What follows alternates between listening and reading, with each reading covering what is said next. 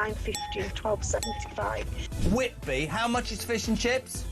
3 of us, fish chips, peas, I think one of us curry sauce, 3 cans of pop, just short of 70 quid. £70? That's 23 quid a head, man. Even my maths does that. Very quickly, a voice note. Campbell in Scotland, go.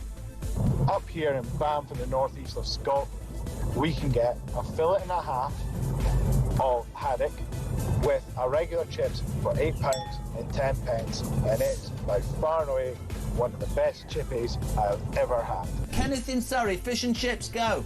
Fish and chips in Ascot, about half a mile from where you used to live, will cost you £12 and 60 pence. Great show.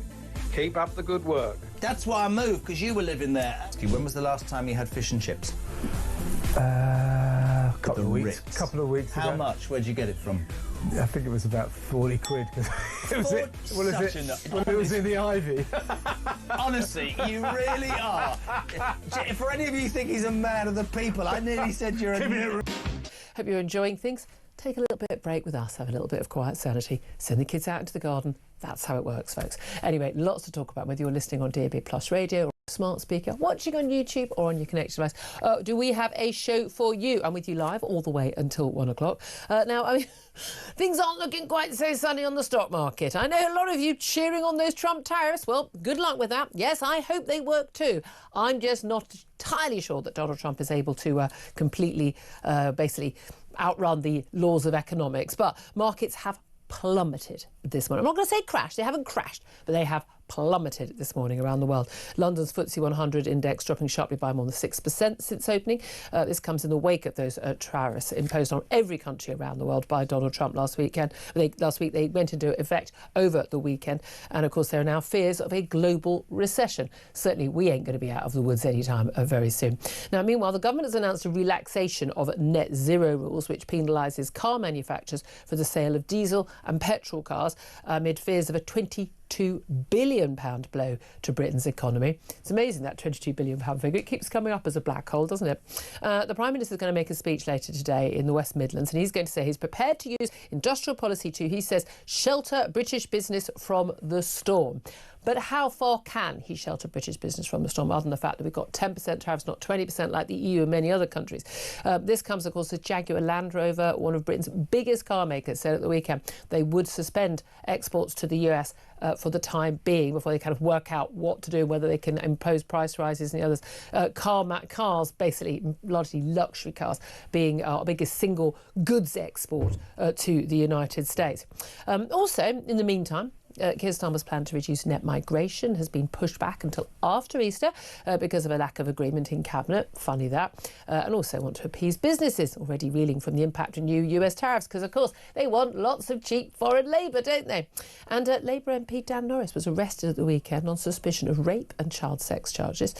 Meanwhile, accusations have also emerged of bullying and harassment of staff in his role as the Mayor of the West of England. Extraordinary developments over the weekend. This is Talk. We are the home of common sense. We're also the home of you getting your say as well. And the question I want to ask you today is, well, about the economy. It's about the tariffs. It's about industry. It's about how we protect it. I want to know, what do you think that Keir Starmer should do to help Britain as Trump tariffs hit our economy? Not just hitting our economy, they're hitting the world. Even with lower tariffs for us, doesn't mean we're not going to be hit by the impact on other countries, and particularly the retaliatory tariffs, because he's retaliating against Chinese tariffs and China's retaliated again with another 34%. Pretty much the biggest amount of trade that goes on in this world is between China and America. Chinese tariffs, or tariffs on US on Chinese goods, we're now looking at over 50%. Will that mean we'll get a flood of cheaper goods here? Well, that could be good, couldn't it? But won't do much good for our manufacturing. And yes, we do still have a manufacturing base, still somewhere in the mist. I want to know your thoughts. What would you do if you were Keir Starmer? What would you do today to try and help the British economy?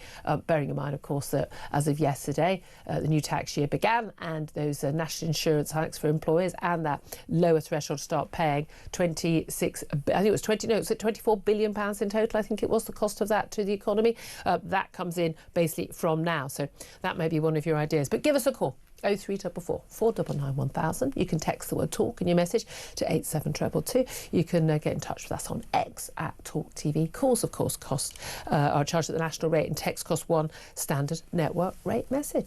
Right, well, let's get straight to the topics. I'm delighted to say joining me, as always, on a Monday is commentator Sam Armstrong. Very good morning to you. Good morning. So, I mean, as I was just saying to Mike, you know, how are you liking them tariffs now? Look, I mean, there was a lot of debate last week, and it was largely partisan. I thought it was absurdly partisan. One thing I don't do is partisan. I have no hold for any particular party or any particular politician. I judge people on what they do, and is it good for the country? Is it good? You know, is it morally good? Is it going to help us? Is it going to help people who need to be helped in this country? Is it going to make us a stronger country? And I thought the Trump tariffs.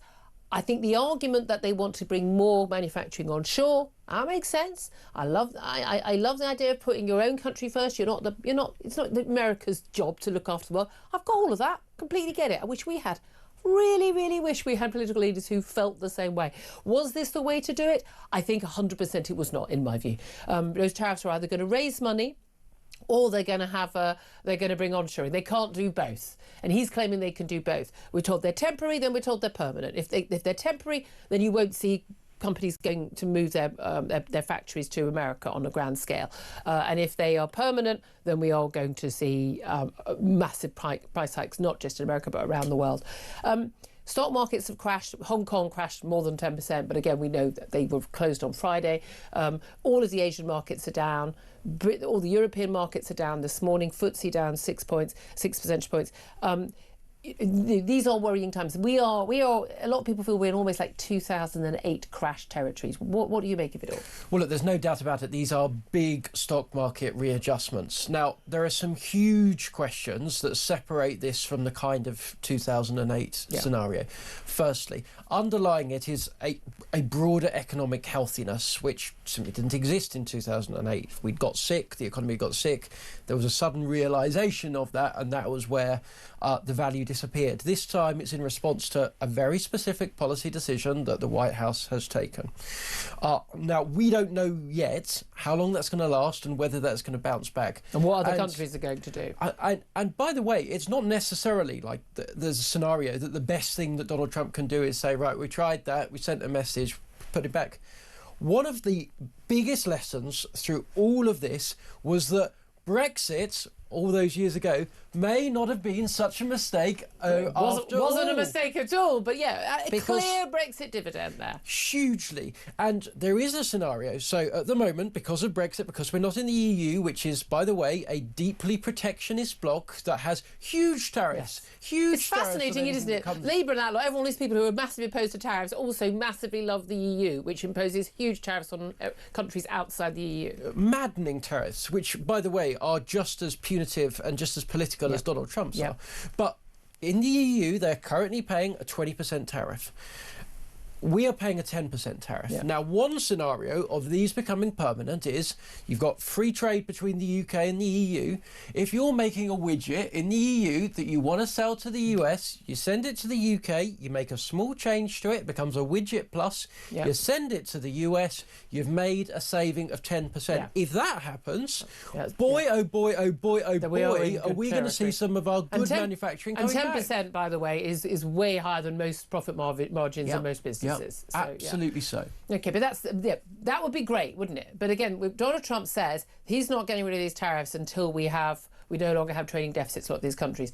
US is never not going to have trading deficit with Cambodia or Vietnam, or indeed I would suggest China. When you have that supply of cheap labour compared to more expensive labour, and again, there's a reason why labour is more expensive in Europe and in America and elsewhere in the West. It's because people have a higher standard of living, because people can they don't have to work in 7 days a week, 12-hour days for a few dollars, because we have had over the years, by the way, trade unions that actually made sure that people had a decent standard of living and weren't being exploited. So that's never going to change.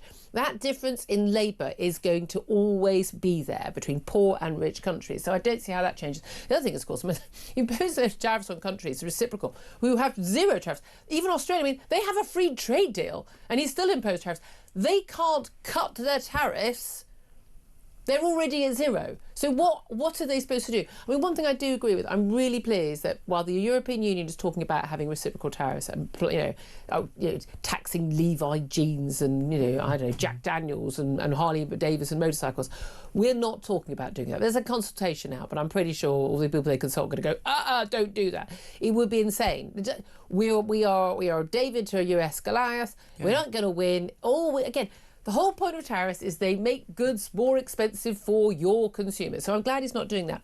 In terms of what we're hearing, though, in terms of the changes on net zero rules, again, the net zero rules, we have to start with the premise. The net zero rules are insane. They will do nothing for the environment. All they're doing is making cars more expensive for us and forcing us to buy cars that we don't want to buy. Now, what they're going to do is they've got, again, stupid rules brought in by the Tories, stupid rules continued by Labour, but they wanted to bring it in sooner. But basically, the car industry is effectively completely damned by not just 25% tariffs, so we've got 10% on everything else, but 25% for cars.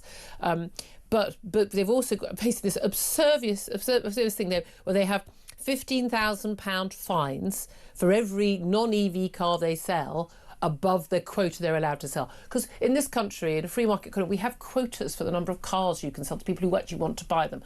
People don't want to buy electric vehicles, so they're not buying electric vehicles because they realise the cost of electricity is going up. You can't charge. You want to do a journey over a couple of hundred miles and not driving it over 30 miles per hour. You can't get anywhere without charging and stopping for a while. So people don't want to buy them. So car manufacturers are having to be fined to make them to sell more EV cars. People still don't want to buy them. And so they're being fined more and more. So he's going to cut some of those fines. They're also going to allow hybrid vehicles, which lots of people would be quite happy to buy. So you can be on the electric when you're in town, cutting pollution, and then you go back on the petrol, the diesel, when you're driving on the motorway. So that makes sense. I mean, I've got no problem with that. That makes sense, doesn't it? But they're going to they're going to allow those to continue to be sold till 2035. They said though they're sticking to these net zero rules. They're sticking to the fundamental rules. It's a tweak. I don't think it will do anything to really help the industry. They're still going to face fines. I still think that's absurd and obscene and insane. But is it better than nothing, Sam? Well, let's be clear what it is. It is a massive admission on the part of this eco-mad, left-wing, hyper imposing of their views left-wing government, which is that these electric vehicle rules are costing British jobs. They knew that, right? They knew. Can I say, this was brought in by the people you support. The Tory government brought this in. Well, your lot are just as much to blame. I think it's fair to say that neither I nor the Tory government believe that I supported them. But nevertheless, look, you're absolutely right. These rules were anti-jobs. They were heralded in. They were cheered on by every single major political party in this country, with the exception of Reform and its predecessors. And we knew all along they were cutting jobs, which is why when they panic, which is when the job cuts become noticeable. Yes, exactly. Visible. Yeah. When the plebs begin to realise that they're getting sold out, that's when politicians all of a sudden to listen to them. Can pull those levers. Here's and the thing: put these changes the back. British luxury brands, the Jaguars and the Lotuses and all that, the luxury brands, they are going to be allowed to continue to sell the diesel and petrol motors. The argument being, well, there are so few of these luxury cars, these top of the range cars, they don't really make a difference. But once again, rules for thee, but not for me. If you're a multi-millionaire, you're a billionaire, and you can afford a gas-guzzling top of the range brand, you can carry on, but not us, not the plebs, not us, not ordinary voters. It is. I mean, I've always said none of these rules survive. Basically any contact with reality. Well, reality has hit seriously hard, but reality was going to hit anyway. At the end of the day, these manufacturers who play along with yes, we're supporting this because they were forced to. They have EU and America and the UK bringing a lot of these laws. Basically, right, if everyone has the rules, we're all on the same playing field. We'll do this. At the end of the day, we're not on the same playing field because China is always going to be able to make these things cheaper than us. I mean, it was always insane. It was always mad. It was always going to cost jobs. Suddenly, a little admission of that. It doesn't go far enough. For me, this is literally rearrange the deck chairs as the Titanic goes down. I'm seriously worried about this, but, you know, we shall see. I'd love to hear your thoughts, though, because if you work in the car industry, if you're a manufacturer, maybe you do some exporting to America, I'd love to hear from you. Give us a call, 0344 499 1000. And again, I want to know, what would you do? And what should Keir Starmer do if you were in his job right now? And let's face it, any of you would be better than him. I want to know what you do to help Britain right now after those Trump tariffs have hit, because they are hitting the economy. They're going to hit the American economy. They're going to hit our economy. We are all going to be hit. Let's move on to something else before we go to break, because I want to talk about Israel. The Israeli officials decided to ban two Labour MPs. I hadn't heard of either of them. I don't know about you. Huan Lang and Abtisam Mohammed. They arrived in Israel. They were questioned on arrival. They were then deported after the Israeli Immigration Ministry said they planned to spread anti-Israel hatred. Now, David Lammy, the Foreign Secretary, has said the decision was unacceptable. The Conservative leader, Kemi Badenoch, basically praised them and said, I think that every country should be able to control its borders, and it's what Israel is doing, as far as I understand. They gave reasons why they didn't believe those people should come in based on their laws. It's really important we respect other countries enforcing their borders. I mean, I'm with Kemi Badenoch on this one. I mean... A bit rich also, David Lammy. I mean, OK, he didn't call for Donald Trump to be banned from visiting in his first term when he was a backbench MP. Well, certainly not in government. But he did, he protested. He didn't want Donald Trump, an elected head of state of our biggest ally, to be allowed to speak in Parliament. He objected to that. So he can sod off with pretense that, a parliamentarian should be allowed to go wherever they want. British MPs, I mean, they weren't on a parliamentary delegation on behalf of the House of Parliament. They weren't diplomatic envoys on behalf of our government. They were simply two backbench, no-mark MPs turning up in Israel. They wanted to go to the West Bank and then stirring up trouble. They've called for boycotting of Israel goods. They've been completely anti-Israel. Why on earth should Israel or any country allow people into their country who completely oppose even their existence and campaign to damage their economy? I would have thought it was rather obvious that you would not be allowed into the country. I say all praise to Israel for saying, sod off home, you're not welcome. I'd like us to do a bit more of that here. Well, let's firstly put this into context, right? British governments over a number of years, including the last Labour government, have repeatedly banned foreign politicians, including Israeli politicians, from coming into this country on the grounds that they're admitting them would not be conducive to the public good. Jackie Smith, now Baroness Smith, a Labour minister in this government, when she was a Home Office minister before, banned Moshe Feiglin, a member of the governing party of Israel, from entering the country because of his extremely pro-Zionist views. Geert Wilders, popular politician in the Netherlands, again, banned by the last Labour government. Chris Bryant, another British government minister, said it wasn't enough to ban Donald Trump from entering this country. He should be imprisoned in it for crimes unspecified, right? Labour politicians can frankly put a sock in it. They have been playing this game for far, far, far too long, and now the shoe is on the other foot, and they don't like it up them. Now, on the other hand, I actually slightly disagree with you. I think Israel, as a democracy, probably should allow its critics in. Not for the reasons that I think these are pleasant people, or not for the reasons I think it'll persuade these people, but by doing so. But by admitting people who hate it to come in, to say their things, I think it sends a powerful message. Because, and I'll tell you this, if you try and, as even an impartial, even a totally neutral journalist to enter Hamas-controlled Gaza or the Palestinian-controlled West Bank to report the facts, you won't get within a mile of anywhere, because that terrorist organisation doesn't accept independent reportage, doesn't even accept free speech. Israel does. Israel plays host to a series of people that hate it, that loathe it, and they all do. of the rest I of think it. no, we think it's very different to say we don't want, we don't want anyone criticised. Unless you say, I love Israel and everything that it does, or I love the government, you're not allowed in. No, that would be rubbish. And again, that would be anti-democratic. We're talking about two MPs who are actively campaigning to destroy Israel. They are enemies of the state. If you are campaigning to basically have a complete embargo on trade with Israel, you are basically trying to destroy the Israeli economy and thereby the Israeli state. They argue against the existence of Israel. I feel very strongly. I think countries should be allowed to let in who they want to let in. You know, I criticise China all the time. China, I'm not sure I'd risk going to China because I know our Foreign Office wouldn't do anything to get me out when I was arrested under spurious grounds. China has the right to refuse me entry, as far as I'm concerned. I mean, my God, America will refuse you entry if you want, you know, a smoked a spliff and the police officer was walking past. So, I mean, I'm sorry. I think countries have a right, democratic or not, to decide who does and who does not enter their country. And I just wish that we would do a little bit more of the same. And as you say, the absolute abject hypocrisy, and particularly people like David Lammy, you know, Chris Bryant, you know, Jackie Smith. I mean, the number of people who have, on the left, who have called for democratic, or actually enacted democratically elected representatives being, you know, unable to enter our country. I mean, they're living in Calcutta land. The main thing is the rules are always different for Israel. What is it about Israel that means that people always demand different actions from them and hold them to our higher account? It's just always, I mean, I've got a beautiful blue sky out there. I can see really clearly, and I just can't work it out. What is it? What is it about Israel that means that people hold it to a different account? What is it? God, it's a word that begins with J, and I can never remember what that word is. If you can help me with that, do get in touch.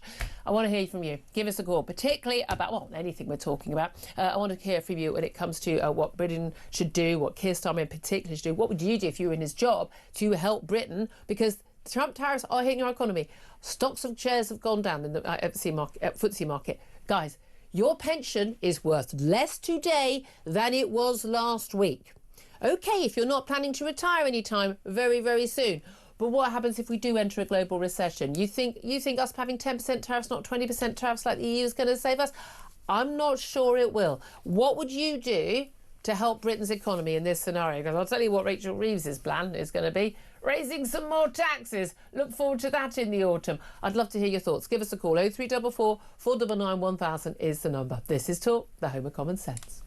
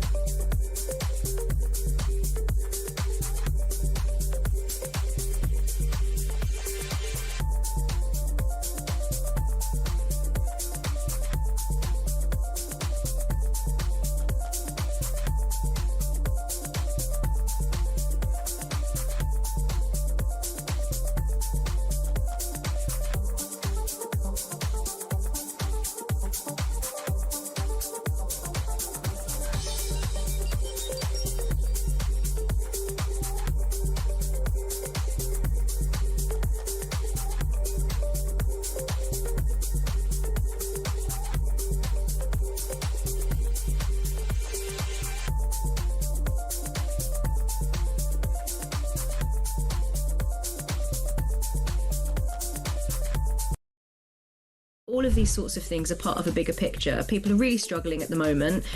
We have a changing global economic situation. It is not sensible to continue to be committed to these entirely ideological net zero targets, particularly when, you know, other countries around the world are still producing so much, you know, coal and using gas and don't have these commitments. That what we're doing here is just an act of self-harm that really is a drop in the ocean, will make absolutely no difference to the global climate.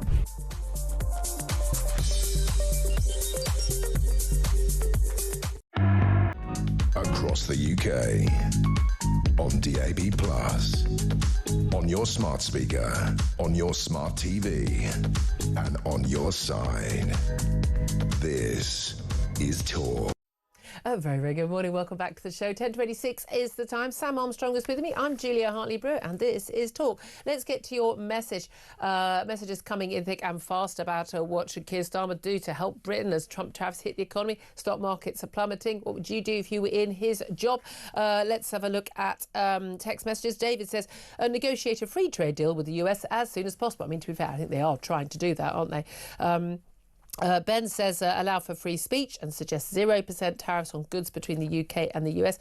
I'm not that keen again on the Americans getting to decide on our free speech issues, particularly on that the abortion rights activist who was inside a buffer zone. I really disapprove of people being arrested and charged when they've literally not done anything threatening or anything at all. But the buffer zone was there for a reason. I'm in two minds on that one, but I'd love to hear your thoughts on it. Kevin says stop pumping billions into the Ukraine war, especially when they've already lost. They haven't already lost, otherwise Russia would have 100% of the territory, not 20% of their territory. Ruben says, as an American, I think the UK got off lightly, considering the disrespect your government has shown us, including your foolish London mayor.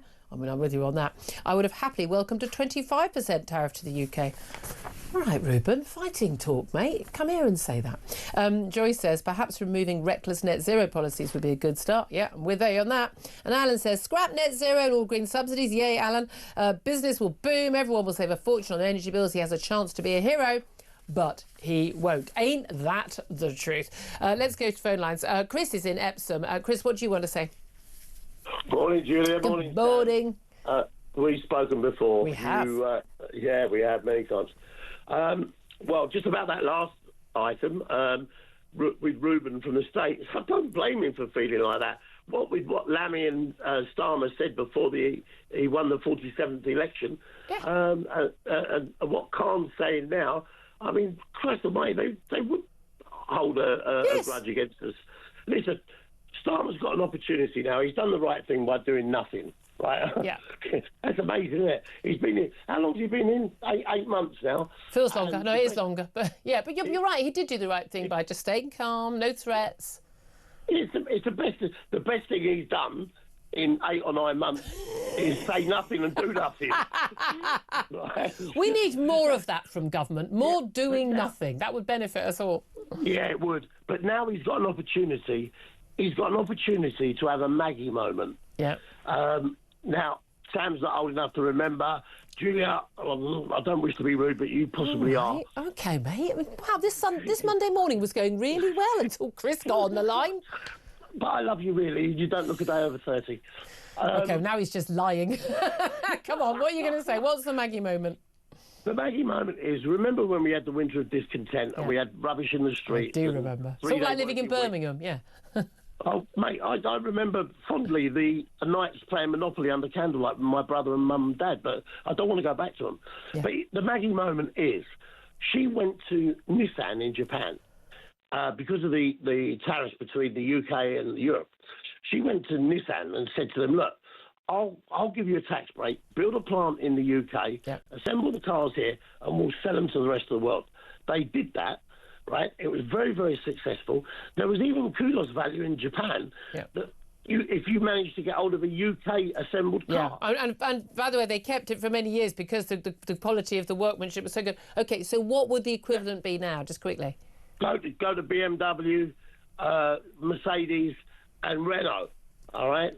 Renault maybe not so much, but definitely Mercedes and BMW. Build your factory here. We've got the skilled workers. You can export them for 10%. Here's the thing, that unless you know that the tariffs are going to continue like that, you can't make any plans. You don't just build a multi-million-pound factory because Donald Trump has said something on a Thursday, which he might change next Sunday. No, absolutely. But, all right, watch what Europe does. Europe, Ursula von der Leyen, under investigation for a €500 million fraud, has turned around and has slapped tariffs on the US.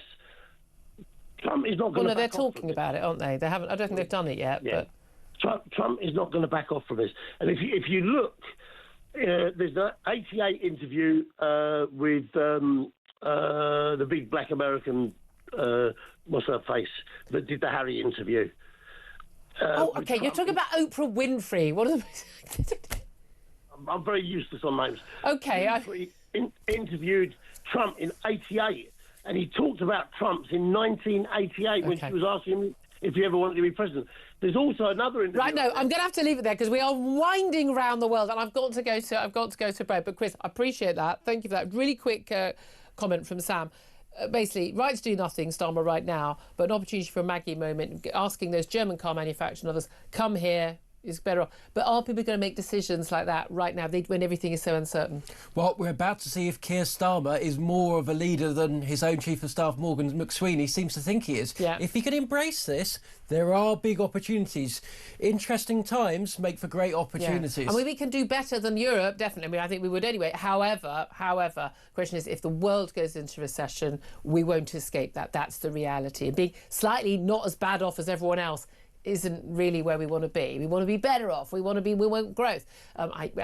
We ain't going to see that, bearing in mind that jobs tax has kicked in on Sunday. 10:32 is the time. We're going to talk about this with a man who definitely understands his potatoes on this, Paul Johnson, Director of the Institute for Fiscal Studies. That's up next. This is Talk.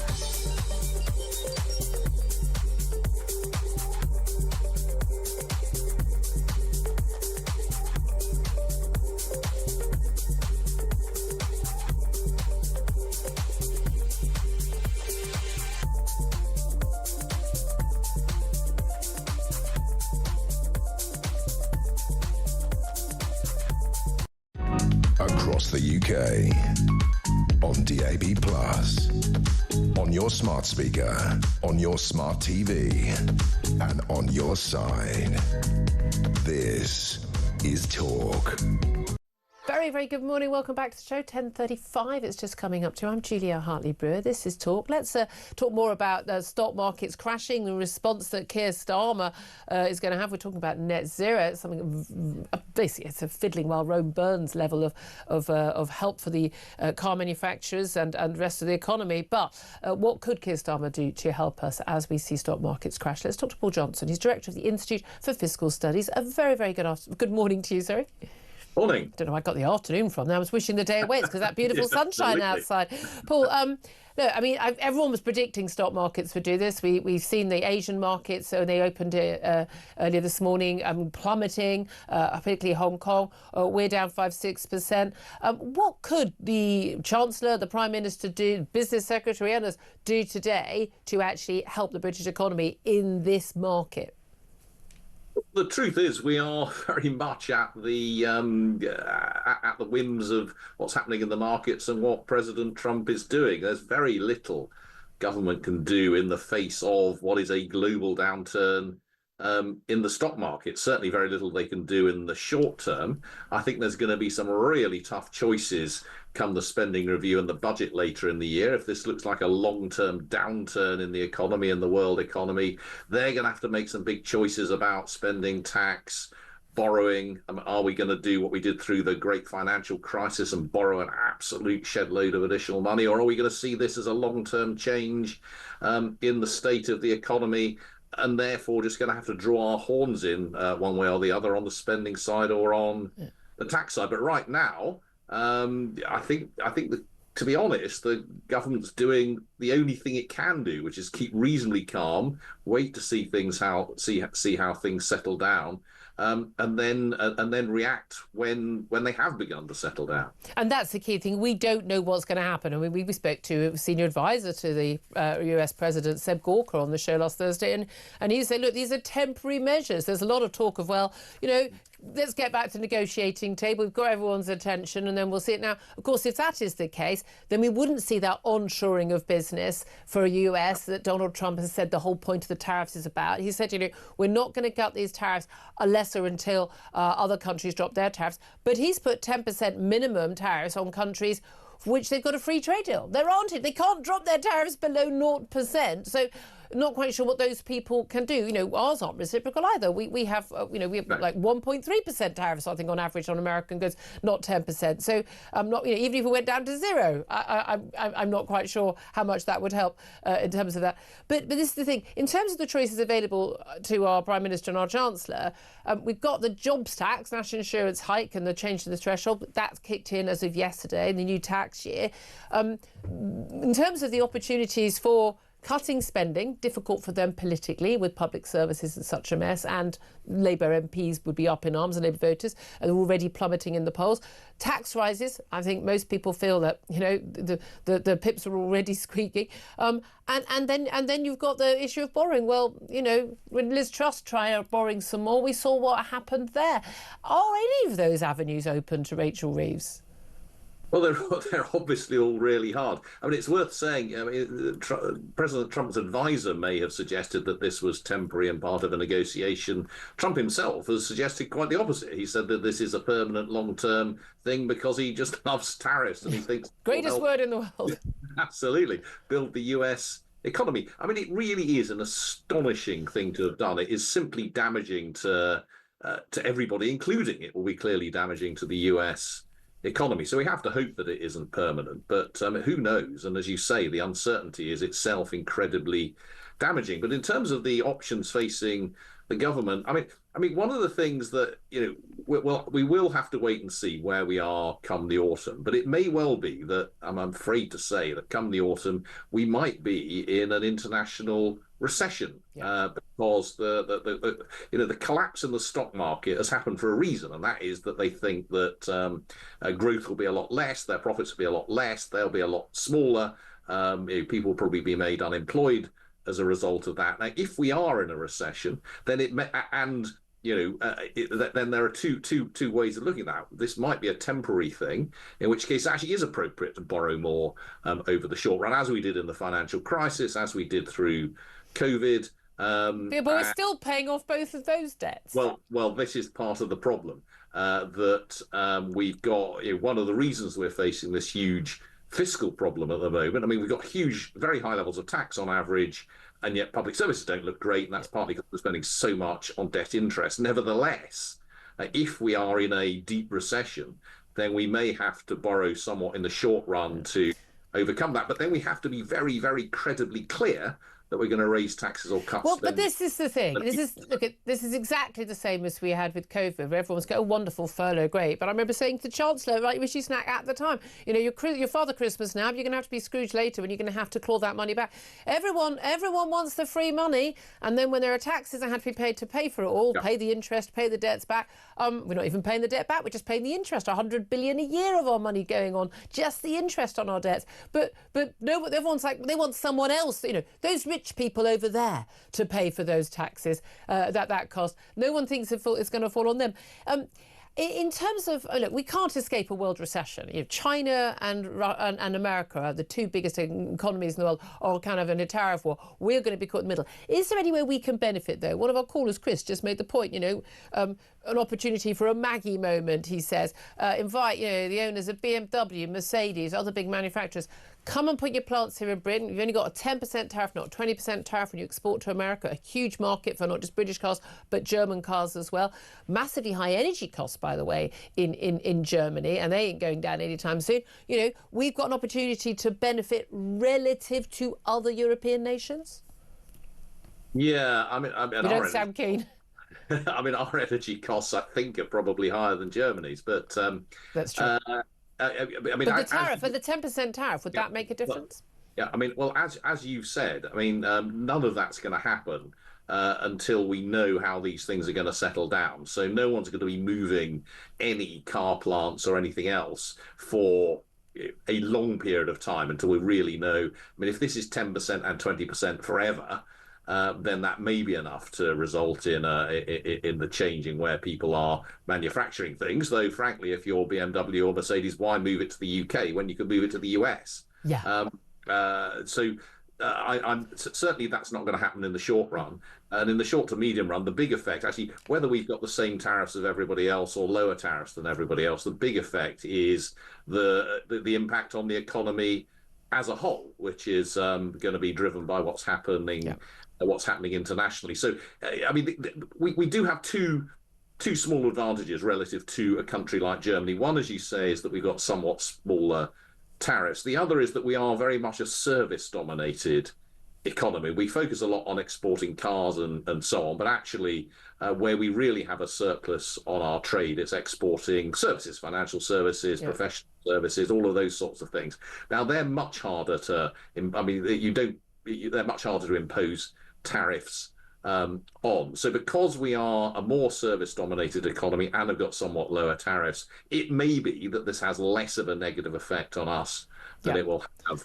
Yeah, although, as we know, it does. Away from the fact, it's still a negative effect. Yeah, it does impact key industries with highly skilled workers. You know, a huge number of workers, 800,000 workers in the car industry in this country, and they're being massively hit. Certainly, the top end brands that do export to the United States. In terms of what's being announced today by Keir Starmer, and it's been sort of trailed by the Transport Secretary and others, this sort of change in the net zero rules. I mean, I've always argued, I will argue to the day I die, that these are insane rules. They won't make any difference to the climate, but they are damaging to our economy. You shouldn't be forcing people through taxes to not buy goods they want to buy in a free market economy. But they're relaxing those fines on car manufacturers, allowing people to continue to buy hybrid vehicles for longer. But they're keeping those net zero rules. Now, there's a very strong argument, is there not economically, whatever one's political views on this, that actually dropping a lot of the net zero targets would make a massive difference, investing in cheaper energy, because energy is one of the big forces, the energy costs in this country, that is driving down our economy. Would that not be a massive, massive impact that is in the hands of the government? Well, certainly the changes for car manufacturers are pretty small beer. I mean, they will help a bit in the short run because they'll stop having to pay some of these fines. But it's tinkering, isn't it? But broadly speaking, the target for 2030 is pretty much unchanged, and so that's going to still require an enormous change in consumer habits. It's still the case which consumers won't do. They've made it very clear they don't want to buy EVs. Well, certainly not at the moment. And I think the thing that I think this really needs to redouble the government's focus on is everything that will help growth, whether that is getting energy costs down. And that, I completely agree with you. The fact our industrial energy costs are very high relative to many other countries. So getting those costs down, reducing the costs of regulation and tax, which, interesting, the government has talked a good game on reducing regulation and getting growth going. But the reality so far has been in the opposite direction in terms of regulation of housing, regulation of employment, and of course the big increases in minimum wages, big increases in employer national insurance contributions. So it becomes even more important that they actually behave in the way that they say they're going to behave, to do everything they can. If just find it, the question I'm asking my audience: what would you do? Your idea? If you were Keir Starmer, what would you do today to help Britain deal with this? What single action would you take? I really don't know the answer to that. In the face of everything that we're seeing around the world, it's an incredibly difficult question, an incredibly difficult question to answer. I don't think any single thing is going to get us out of this problem. But as I say, we need to do everything we can to get energy prices down. We need to. Well, that's drop net zero. See, for me, drop net zero. Even ahead of the national insurance price, drop net zero today. All targets off. No one interested. We're gonna be drilling. We're gonna be fracking. We are going to be getting our energy costs down and getting them more secure. That surely would boost our economy. Certainly in terms of what we're doing, stopping us getting oil and gas out of the North Sea really makes no sense, even if you believe in net zero. Exactly. So that certainly would help a little bit. But actually doing some of the things that they say they're going to do on regulation and planning would be rather than the opposite. And you might want to think about whether you kind of row back on this massive increase on tax on jobs. Yeah, indeed. I have a funny feeling we're going to be ramping up both regulation and tax on jobs and net zero in the coming months and years. Paul Johnson, great to talk to you. Thank you so much for joining us, Director of the Institute for Fiscal Studies. Sam Armstrong's a commentator. He's in the studio listening to all of that. What do you want to say? Well, net zero is a luxury belief. And right now, as a country, we are not in a luxury position. We have lost that chance. And, let's just put aside the fact for a minute that we now can't even achieve net zero because it's not just Russia, Brazil, India, China that aren't doing it, but the US isn't on board it either. So even if it were desirable or achievable, which it isn't, it's utterly pointless anyway. I know it's the equivalent of someone saying, "Oh, I can lose my home, but I'm going to continue to go on luxury holidays." This is your luxury holiday. Not that we afford to do any of that if this continues, but there we are. Lots of more calls coming up. We're also going to be talking to George Pascoe Watson, who's a political commentator as well, about immigration and also now no longer a Labour MP, West of England mayor, being arrested on extraordinary rape and child sex charges, but also claims that he was bullying and harassing staff. He has denied all charges. Of course, we'll get to that up next. This is Talk, Home and Common Sense.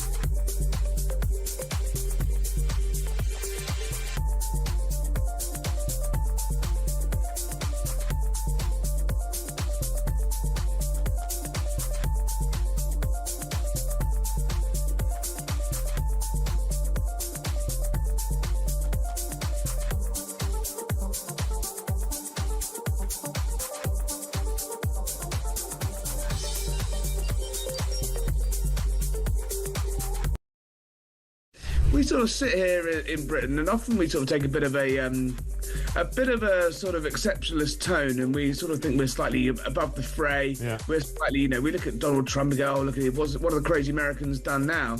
And they're looking at us and thinking, "Well, what's crazy Britain up to?" Yeah. And actually, we need these people to come and visit. We need our foreign investment to come to and invest in our country. We need tourism, and loads of people said to me that they actually wouldn't come to London now.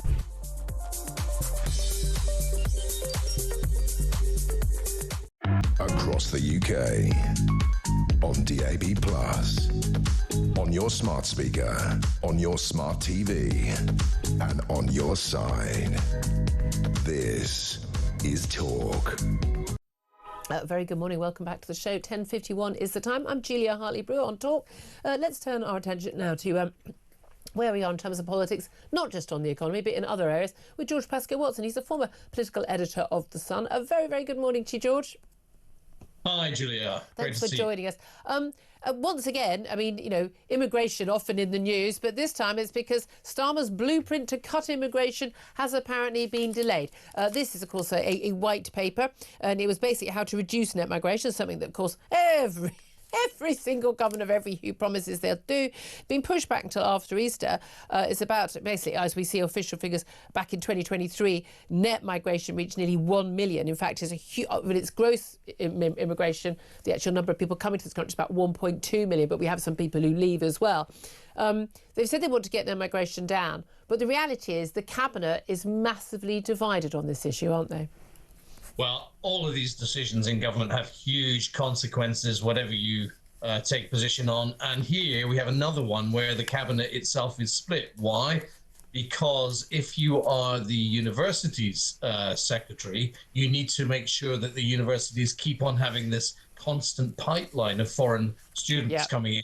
Why? Because they pay full fees for the universities, and those fees help universities fund the cost of more, if you like, less, popular, more niche courses for British students. So they're in a really difficult place. They can't get the money they need to hire their staff they need, and that's a big problem for them. At the same time, if you're the Home Secretary, you absolutely want to bring numbers down because you've got commitments to migration. If you're the business community, though, lots and lots of people in the business community want to have access to inexpensive labour. And if we look at care homes, where, with an ageing population, the care homes need in this country is huge. That's where many of the foreign students who then apply for work visas to stay in the country after they graduate, a fifth of them go into work in care homes, and we need care home staff. So every decision you make has a consequence. Absolutely. And again, a bit of joined up thinking over the years would have been useful in terms of, education and training, and a number of people going to university as opposed to other training, and being available to do the work that the employers actually want. Here's a mad idea. Here are where the jobs are. This is what we'll pay you as a university student to study, but we're not going to get you all to do media studies or sociology and psychology. We've got enough of those already. It is utterly bizarre, but that's the thing. Whenever they talk about cutting migration, they always say, apart from, and then they go through students, social care, highway. But we know we've got huge numbers of people in this country already who are here as immigrants, who are not net contributors, even if they're working, in terms of the amount of money they bring in. They're able to, after a few years, gain access to benefits and the like. It's not working out. I mean, Labour, Yvette Cooper, Home Secretary, spoken to her many times. I don't think she even believes in borders in any meaningful sense. I think she genuinely believes that everyone should be able to live wherever they want. And there's a lot of people like that in Labour who take that view. And good luck with that. Yeah, exactly. But what's very interesting about all this is last year the rules did change, and students were no longer allowed to bring their dependents in. And guess what? The number of applications for foreign students coming to into Britain fell off a cliff. And so that tells you that policy change can make a difference. But you can see from Keir Starmer's position right now, there are so many things on his plate with the tariff situation and more, that he needs to basically not make a decision on this. And that's a problem for everybody because there's no clarity. Absolutely. And again, the Tories failed, and they even talked a good game. Labour haven't even talked a good game on it, so I'm not entirely confident on that. Another difficulty the Prime Minister faced over the weekend was a Labour MP, Dan Norris, being arrested on suspicion of sexual offences against a girl, rape, child abduction and misconduct in public office following a police raid on his constituency home. The 65-year-old previously worked as a teacher. He's trained as a child protection officer at the NSPCC. He's suspended by the Labour Party, so he continues as an MP, but he's no longer receiving the Labour whip. He's of course already been, he's not only an MP, he actually took Jacob Rees-Mogg's seat in the last general election, but he's also been Mayor of West of England as well. He's now also, he of course has denied those allegations. And it is important in this country, we do remember people are innocent until or unless proven guilty. But he's also been accused now of bullying and harassment by staff working at the local authority, in the West of England authority, in that role. Again, we've just had a string of allegations against MPs, some already proven, some not. Yet again, we were talking about, under the Tories, sleaze and problems of misconduct in public office and the like. Labour facing exactly the same allegations, exactly the same problems. Do we have a problem with our MPs? Because it seems to me that they are overrepresented in So we're not saying these allegations are proven, but certainly in accusations of this type compared to the general population? Well, I mean, firstly, let me say it's very, very serious allegations, incredibly serious allegations, and we should, of course, allow the law to do its job. Absolutely. One of the great things about this country is we do have a strong, robust legal system, and long may that continue. So we can't really comment on his particular situation, but the wider question is an interesting one. And the truth of the matter is, even if a political party is not in power, is in opposition, there's still many accusations made about members of parliament. And that's, I think, because actually it's reflective of the country that we find ourselves in. You know, we have got meant to be representatives of society in parliament, and all sorts of accusations are being made at all sorts of people in this day and age. We are in a much more litigious age. We're in a much more cancel culture age, when it's commonplace now for people, and rightly, to speak up if they feel they've been treated or the law has not been followed. But it is also true, sadly, that some people take advantage of the situations they find themselves in and wrongly make claims about people. So it's a much more hostile environment, I think, if you're in life, and the cancel culture is real and is used a lot of the time to take people. Yeah, I did. It was interesting reading some of the copy, even in newspapers and BBC over the weekend, and talking about even the police statement. The victim, alleged victim. There is only a victim if it's proven in court. And again, people obviously have a right, as you say, to be treated as innocent until proven guilty. And we really don't do enough of that in this country. Very much appreciate you joining us. George Pascoe Watson, former political editor of The Sun. Sam Armstrong. I mean, look, we have Mike Amesbury, convicted of punching somebody. These are allegations, absolutely allegations. But we've had so many different MPs of all different hues being accused of wrongdoing of varying degrees. I do wonder sometimes, are MPs of a different hue? Do we just know about these cases because they're in the public eye and it goes on the front pages of the newspapers when allegations of any different kind are made against MPs? Or are they of a kind of a different breed from the rest of us? Are there wrong-uns? I think the truth of it is it is a combination of everything. I mean, there's no doubt about it that there is a certain type of older bloke who may be losing his hair, maybe have a bit of a paunch, that suddenly arrives in Westminster having been elected, and when there are this throng of young women throwing themselves at them, I think they find it harder to resist. We did see that with the Me Too, didn't we? Yeah. And I think, look, that's part of it. I think the fact those complaints are part of it, but this is the trouble of being in government. You've just got more MPs, so Keir Starmer's going to keep seeing a lot of this. And it's very much more news as well, because it's your MP. I'd love to hear your thoughts on all the things we're talking about today, and particularly Trump and the tariffs and the impact on the economy. This is Talk. We are the hope of common sense.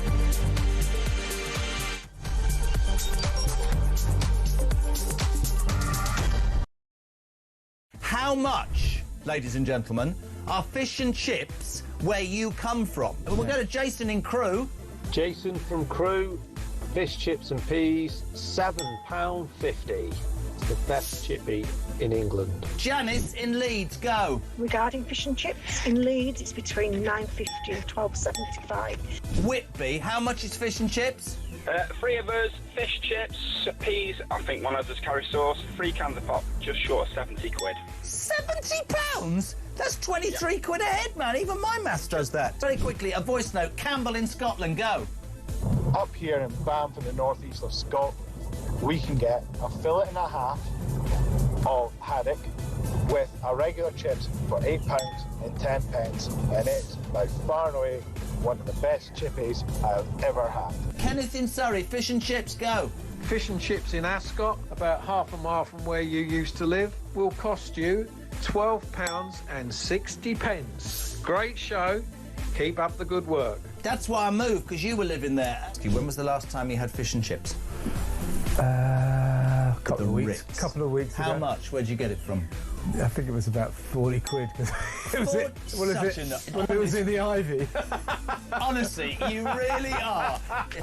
For any of you who think he's a man of the people, I nearly said you're a... Keeping it real.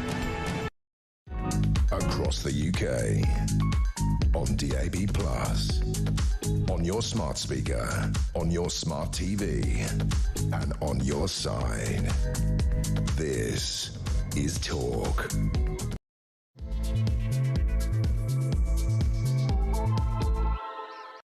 Very good morning. Welcome back to the show. This is Talk, the home of common sense, with me, Julia Hartley-Brewer. Whether you're listening on DAB Plus radio, listening on your smart speaker, or watching on YouTube or on your connected device, thank you so much for joining us. Beautiful, beautiful sunny day. I know, as mentioned earlier, a lot of you maybe with the kids, Easter holidays. Yeah, you're not sick of them yet. Well done. Take a little bit of a break. Have a little bit of calm and sanity, such as it is 6% since opening. This comes in the wake of those tariffs hitting pretty much every country in the world on Saturday. There are now fears of a global recession. Now, the government, in response, largely doing nothing, staying calm, which I think we all approve of, rather than getting hysterical and hitting back. I don't think that's going to work for us. But a relaxation of net zero rules, but only a tiny little tinkering one. Those rules that penalise car manufacturers for the sale of diesel and petrol cars. It's amid fears of a £22 billion blow to Britain's economy. That £22 billion figure keeps cropping up, doesn't it? It's almost like, 42 as that number, that significant number in the universe. Now, the Prime Minister this afternoon is going to make a speech in the West Midlands. He's going to say that he's prepared to use industrial policy, in his words, to shelter British business from the storm. The question is, can he shelter British business from the storm? Bearing in mind, we've just had those tax hikes in national insurance, which is literally a job tax that they hit as of yesterday in the new tax year. Bearing in mind, Jaguar Land Rover, one of the biggest exporters of cars, luxury cars to the United States, has said at the weekend they will suspend temporarily their exports to the US to decide whether they're going to be able to put prices up or not. Meanwhile, former Home Secretary Suella Braverman, along with Liz Truss and others, have called for the release of a mother jailed for a social media post in the wake of the Southport murders. The Tory MP and others called the 2.5-year jail sentence handed to Lucy Connolly, who's the wife of a Tory councillor, excessive. She said she was a victim of a politicised two-tier justice system. Well, we'll talk to a lawyer related to that coming up so very soon. Also, Foreign Secretary David Lammy has accused the Tory leader Kemi Badenoch of cheerleading for Israel. By the way, as if that's a bad thing to do, to cheer for the only democracy in the Middle East. But this is after the country denied entry to two backbench Labour MPs.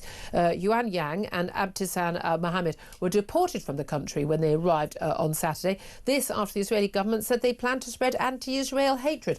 I think countries are allowed to let in whoever they darn well please and depart whenever they damn well please. Maybe Britain could take a leaf out of Israel's book. Anyway, all of that coming up, lots more to talk about. Don't forget, I want to hear from you, any of the topics we are talking about. In particular, though, what should Keir Starmer do to help Britain as Trump tariffs hit the economy and cause stock markets to plummet? Tell us your ideas. What would you do? Talk about dropping net zero, dropping the jobs tax. Caller earlier suggesting entice the BMWs and the Mercedes to come and set up their factories here so they can face 10% tariffs, not the EU's 20% tariffs when they export to the US. Tell us your ideas. Give us a call, 0344 499 1000. Text the word talk in your message to 87222. Get in touch on X at Talk TV. Calls are charged at the national rate. Text costs £1, standard network rate message. Sam Armstrong, as I say, still with us. Sam, what is the one thing that you would do? Well, the easiest lever by a million miles to dramatically cut the cost of doing business in this country, particularly in the manufacturing sector, which is going to get hit hard by these tariffs, is to cut the price of energy. We're about to lose our last major steelworks in this country for one reason, and one reason alone, which is it costs 4 to 5 times as much to produce industrial energy in this country than it does in the United States. It costs twice as much than it does in Europe. And what are they doing differently in the United States? I wonder. The dramatic difference is they do not have crazy, balmy, mental net zero targets that dramatically increase these costs. It's putting people out of business. It's destroying British industry, particularly primary industry. Yep. And that's bad for the economy. It's also bad, by the way, for our national security. Yep. The new Dreadnought nuclear submarines that will keep us safe, they're made with 70% French steel, 30% Belgian steel. Not a drop of steel in those boats comes from British steel. And by the way, there's no one sensible who doesn't think we're entering a more dangerous world where we need to be more reliant on. And we know there's stories over the weekend about the risks of the Russian sabotage of gas pipelines and the like, and we get a huge amount of our gas from Norway. But they've basically been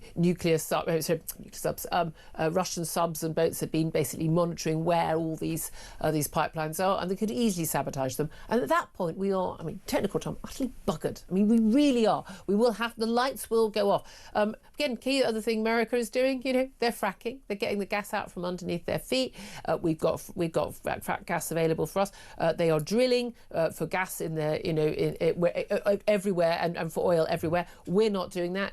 These policies are insane, and penalising one of our major manufacturing industries like cars for selling us things that we want to buy because the government doesn't think we should be buying diesel and petrol cars. Again, it's mad.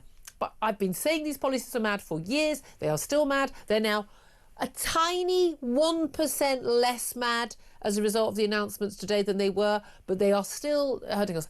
We are going to be hurt by this. If there is a global recession, as many are predicting, stock markets crashing, if America and China are going to continue this tariff war, particularly those two countries, we're going to be hit by it. But the reality is, I don't want Rachel Reeves and Keir Starmer to be given a get-out-of-jail-free card come the autumn budget when they go, oh, the economy's in a mess and it's all down to these things happening externally.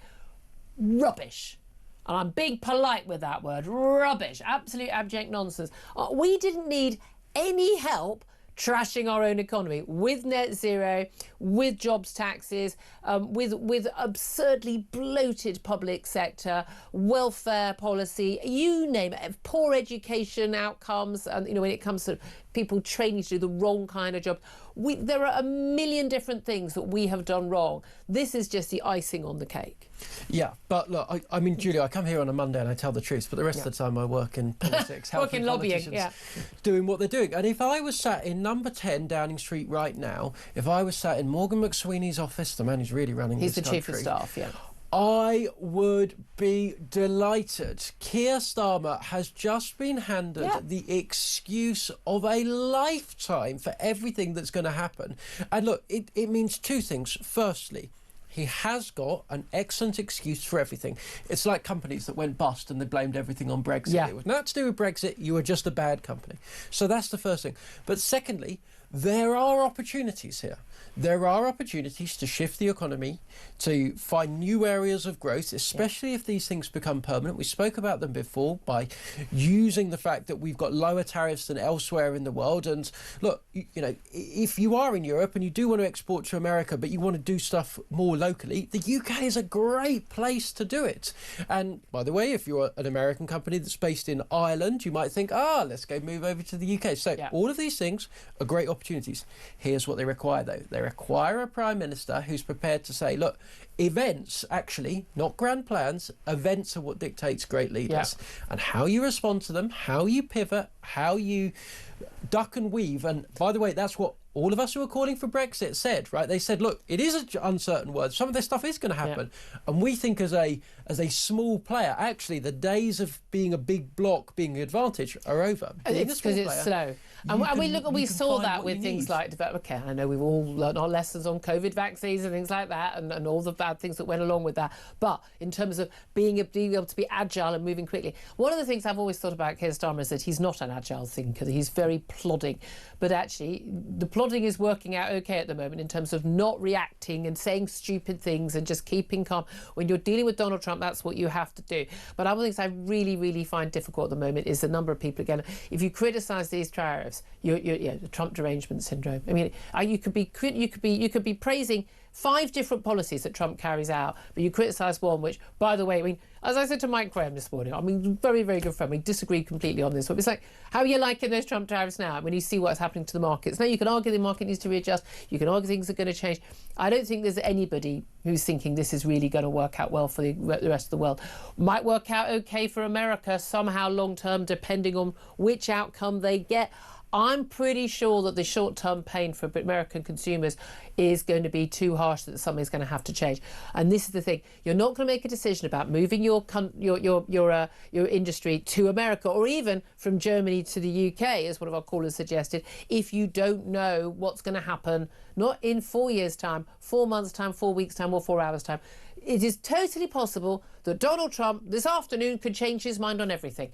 And when policy is that unsure, business basically sits on their hands and they don't do anything. And that is always a bad thing because we need them to be able to invest and make decisions and to move forward. And by the way, if you've got a pension, yeah, you're a lot poorer today. Just in case you're wondering, you've lost money today. So, you know, that's the reality for ordinary people, worked hard all their lives, put money away, doing the right thing. That's the reality. I mean, inflation and stock market crashes, not good for any of us. I'd love to hear your thoughts. Do get in touch. So what should Keir Starmer do to help Britain as Trump tariffs hit the economy and cause stock markets to plummet? Tell us your ideas. Give us a call 0244 499 1000. Let's also talk about red arrows. This is an extraordinary story. I don't know how many other things we're willing to sell off to either the Chinese or the Russians to just totally show the fact that we are almost a joke country at this point. I find it bad enough that apparently we think we can't build, you know, 5G or build a nuclear power station without needing another country to help us. But there's now talk that the RAF could have to turn to Vladimir Putin.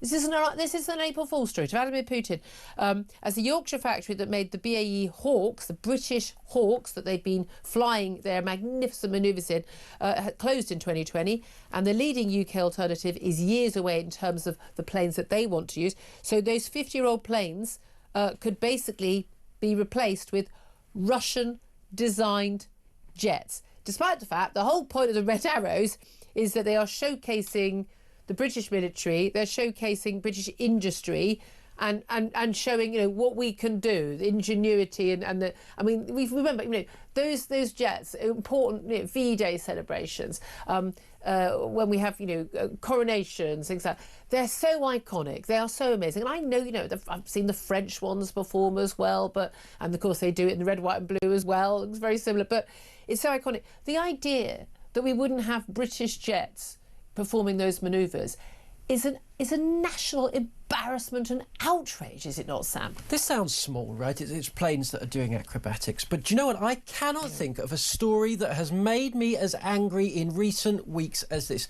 The whole reason that we pay for people not to fight wars, highly trained pilots to perform acrobatic stunts at air shows and royal occasions around the year is to project British strength, to show the world that this is the country that conquered the earth, that built the biggest empire in the history of human civilization, that fought the Second World War and one that took on adversaries as fearsome as any in the course of humanity's journey, is to show that that is what we can do. And to think that we cannot even muster a dozen aircraft manufactured in Britain, and we had done it at times in which this country had an economy through the floor.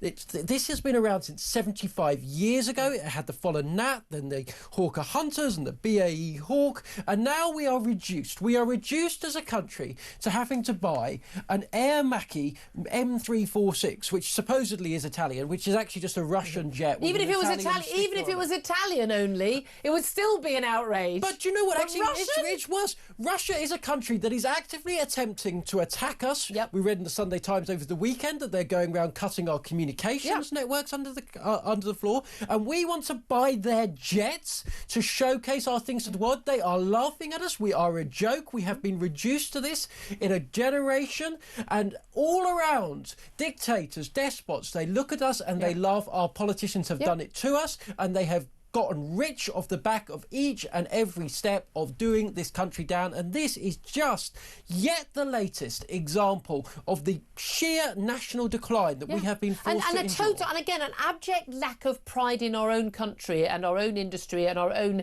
innovation, our ability to get things done. Harder to do it, by the way, when basically you put high taxes on people and on businesses. Harder to do it when energy prices are high. Harder to do it when you close down the steel industry. Harder to do it for all of those reasons. And this is the thing that I just find bewildering. It's like, this isn't even something that should be up for discussion.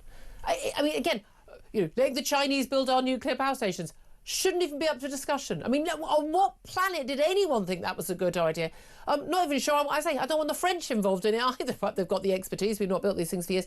But when it comes to our actually military jets, and by the way, these fighter pilots, you know, these are unbelievably highly skilled professionals. Many of these will be people who have fought, you know, military sorties. They have helped protect our troops. They have helped defeat our enemies in the years that have gone by. And these are incredibly, I mean, it's incredibly brave what they do. And they are, as you say, they are a showcase for Britain.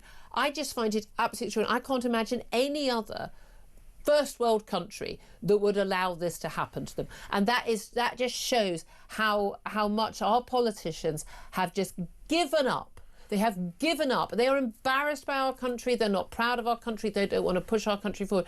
This is an absolute abomination. It cannot be allowed to happen. I hope it's the front page of the Sun today, and I hope it doesn't happen. But I think this is the sort of thing that Keir Starmer needs to step in straight away and go, that is not happening. It's worse than the fact they've given up, right, Julia? Because you and I and millions of people in this country look at the red arrows and think national pride. They think that this is something to be proud of, that this is the country of red, white and blue, of God Save the King, and of everything that we have given the world. But the people that run this country think that this is all things to be embarrassed about. Yeah. So why not show ourselves off to the world as a national embarrassment? They're embarrassed about our country. Well, they're embarrassed. So they want us to be embarrassed about it too. They put our flag behind them when they do a press conference, but they're actually embarrassed about it. They're embarrassed about our history. They're embarrassed about it. They think we should apologise to the world, pay reparations to the world. That's why we're giving away the Che signs, because, we're guilty. They don't understand that actually we have given the world far more than we've ever taken, and most of the world should be absolutely, certainly Europe, everyone should be absolutely grateful to us. But there we are. I'd love to hear your thoughts on this. 0344 499 1000 is the number to call on that. I want to talk briefly about John Charles de Menezes. That's the name that you instantly remember. That is the name of the Brazilian electrician who was shot dead. I mean, it was the absolute tragedy. This is a man, he was shot dead by a team of sharpshooters from the Met Police. He was shot dead on the 22nd of May, sorry, 2nd of July in 2005. That was the day after a failed second attempt after the 7/7 bombing. You remember the 7/7 bombing at the beginning of May, which took, I think, 52 lives and 800 injuries, some very, very, very, very serious after those tube trains and that bomb, and they went off on a bus as well. And then 2 weeks later, if you recall, everyone was on incredibly high alert at that time. It was absolutely terrifying time, and there was a failed attack. Now, police and security were absolutely convinced that there was a man living in this house in Brixton who was one of the terrorists involved in that plot. He leaves his house wearing like a puffer jacket, I think, again in July, which again raised some questions. He was followed. The police officers involved in this were told categorically they believed that this man was a potential terrorist and was getting on a tube, was going to detonate a weapon. The incredibly brave police officers jumped over barriers, followed this man onto a tube train, shot him stone cold dead, believing that he could blow the whole tube train up and them at the same time. They were heroes. There have never been any charges brought. Quite rightly, those police shooters should be praised for their incredible bravery. It was a tragedy that this man was killed. It was a case of mistaken identity. It was a terrible tragedy. However, there's a brand new TV drama. This is a Disney Plus drama, a 4-part UK TV drama, which is looking at the events surrounding the 27-year-old's death. And his mother, who's now 80, says she hopes this will show the world the truth. Now, there's a really big, long article written up about this. I'll show you this in the BBC today, all about this, because it's ahead of the 20th anniversary of his death. And it says she wants to show the world the truth. Do you know the one thing that this 3-page article doesn't mention, Sam? The one thing. Go on. That he was here illegally. He'd come here on a visa. He'd overstayed his visa by 2 years. Now, that doesn't mean he should be shot dead by police snipers, but he wasn't here legally. He shouldn't have been here. If he hadn't been here, this wouldn't have happened. And it doesn't make the point that actually, the heroes who actually shot him dead were trying to save dozens and dozens of lives, potentially thousands of lives. We don't know how many people could have been at risk. But I find it absolutely extraordinary. Isn't that an absolutely classic example of making someone into being more of a victim than they actually were? Terrible tragedy. I'm sorry. I'm really sorry that happened to your son. It's terrible that it did. But you know what? Let's be harsh. If you hadn't been here illegally, it wouldn't have happened. Sorry, wouldn't have happened. You know what gets me is that over the last 20 years, there have been dozens of investigations, millions of pounds spent, massive legal processes conducted, which have gotten to the bottom of this story.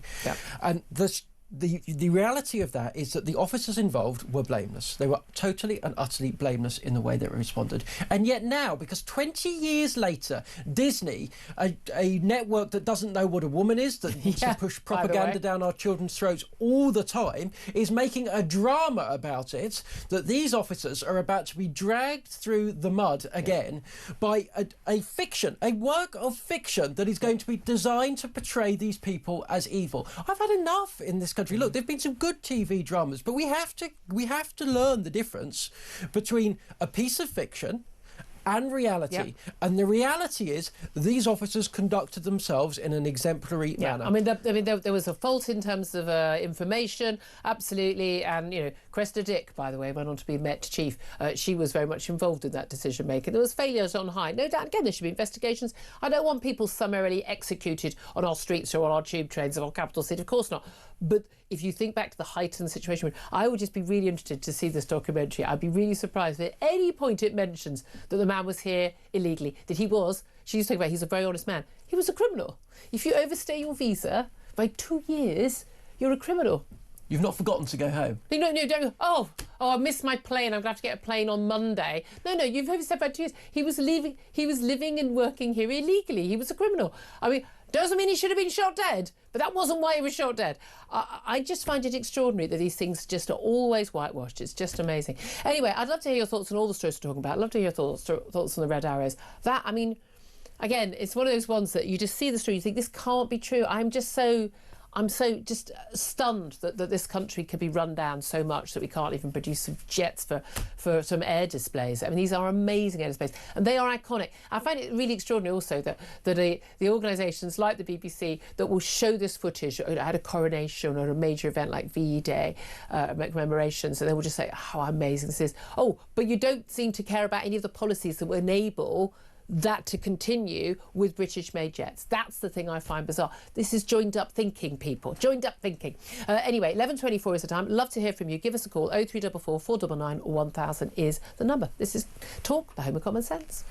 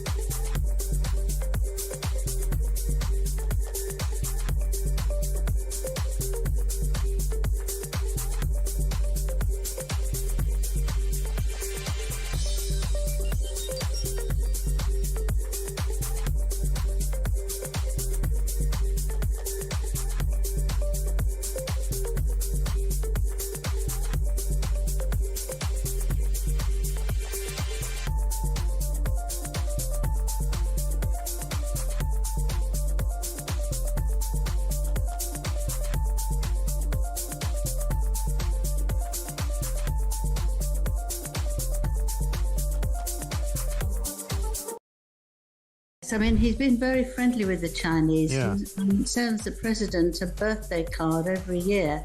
So he wants to keep in touch with him, which actually makes you concerned even about that, actually. Yeah. Because they can come along and, eat you up, very slowly and carefully, say nice things and you get involved. But Dominic Hampshire should never have said anything about this Chinese adventure. No.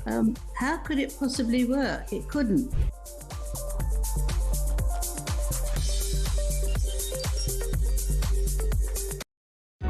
Across the UK, on DAB+, on your smart speaker, on your smart TV, and on your side.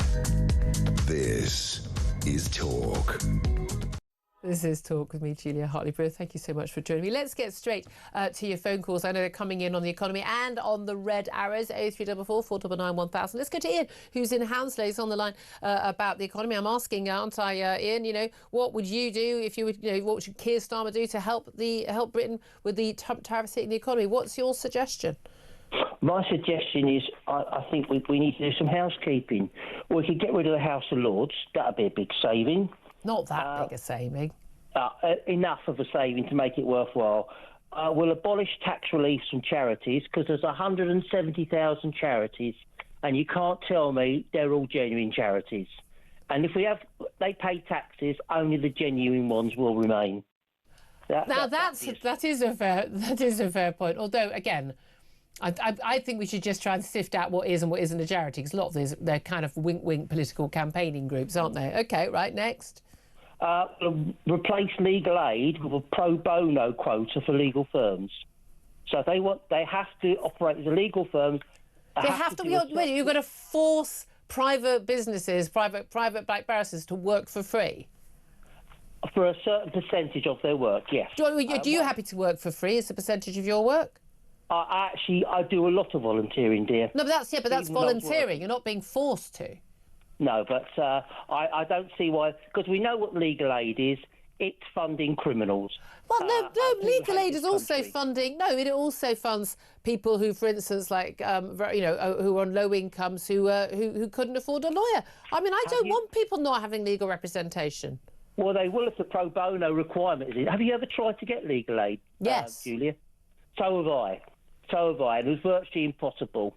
And I'm not trying to get legal aid. I had legal advice, but no, I mean I wouldn't be eligible for legal aid because I'm not on a very low income or on benefits. So, or a refugee.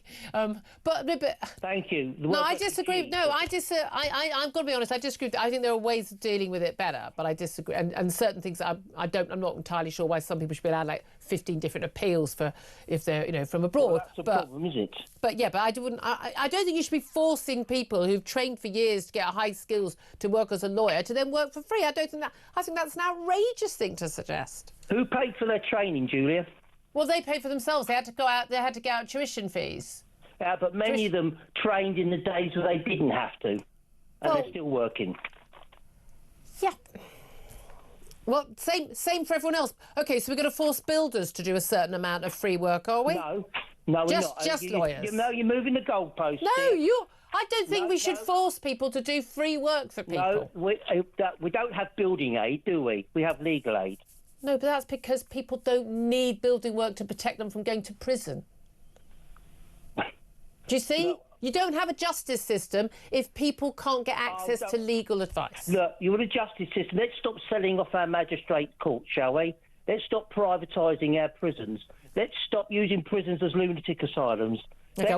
I'll agree with that. I'll agree with a bit of that. OK, what else in terms of your housekeeping? Because here's my thing. I'm not sure that any of those things you suggest so far are going to boost any growth, boost our economy and keep people's jobs. Well, I think what they'll do, they'll reduce the tax. But here's another one. Okay. Abolish tax-funded interpreter translation services. Oh, 100% with that. 100% with that. Now, when I worked in the health service, we got these people in, and I used to sit there in the clinic waiting for these people to turn up, and they never turned up. And we still had to pay the interpreter. Yeah. Oh, no, I mean, sorry, if you want to live here and you don't speak English, then you're going to have to bring along a mate who speaks English, or you're going to have to bring along an interpreter you pay. It's not my problem. It's just not my problem. It's a you problem, not a me problem there. All right, Ian, is there anything else you would do in terms of big picture, in terms of what Keir Starmer could announce about the economy, or Rachel Reeves on taxes? Well, I'd raise the retirement age to 75. Oh, I know, I'm terrible. I'm a real tyrant. People living longer. I'm 64. Yeah. I invested in a occupational pension. I live frugally. Yeah. And I'm pretty active. Ex-army, so I should be. So I don't see why, because it's 75 is when the poverty hits people, when they need the care. So if we can move the funding to 70, and perhaps double their pension age at 75 as well. Yeah, well, one of the key things is when the pension age was originally set at 60 and 65, that was when most people would have died by then. And it just didn't move for about 30 years when people started living longer and longer and longer. It is certainly untenable for people to spend basically half their life not earning. I mean, that if people are going to live to 90 and 100, that doesn't work. I'm absolutely fascinated. Ian's got some ideas there. Thank you very much for that call. Don't agree with all of those. Agree with some of those. Where are you on that, Sam Armstrong?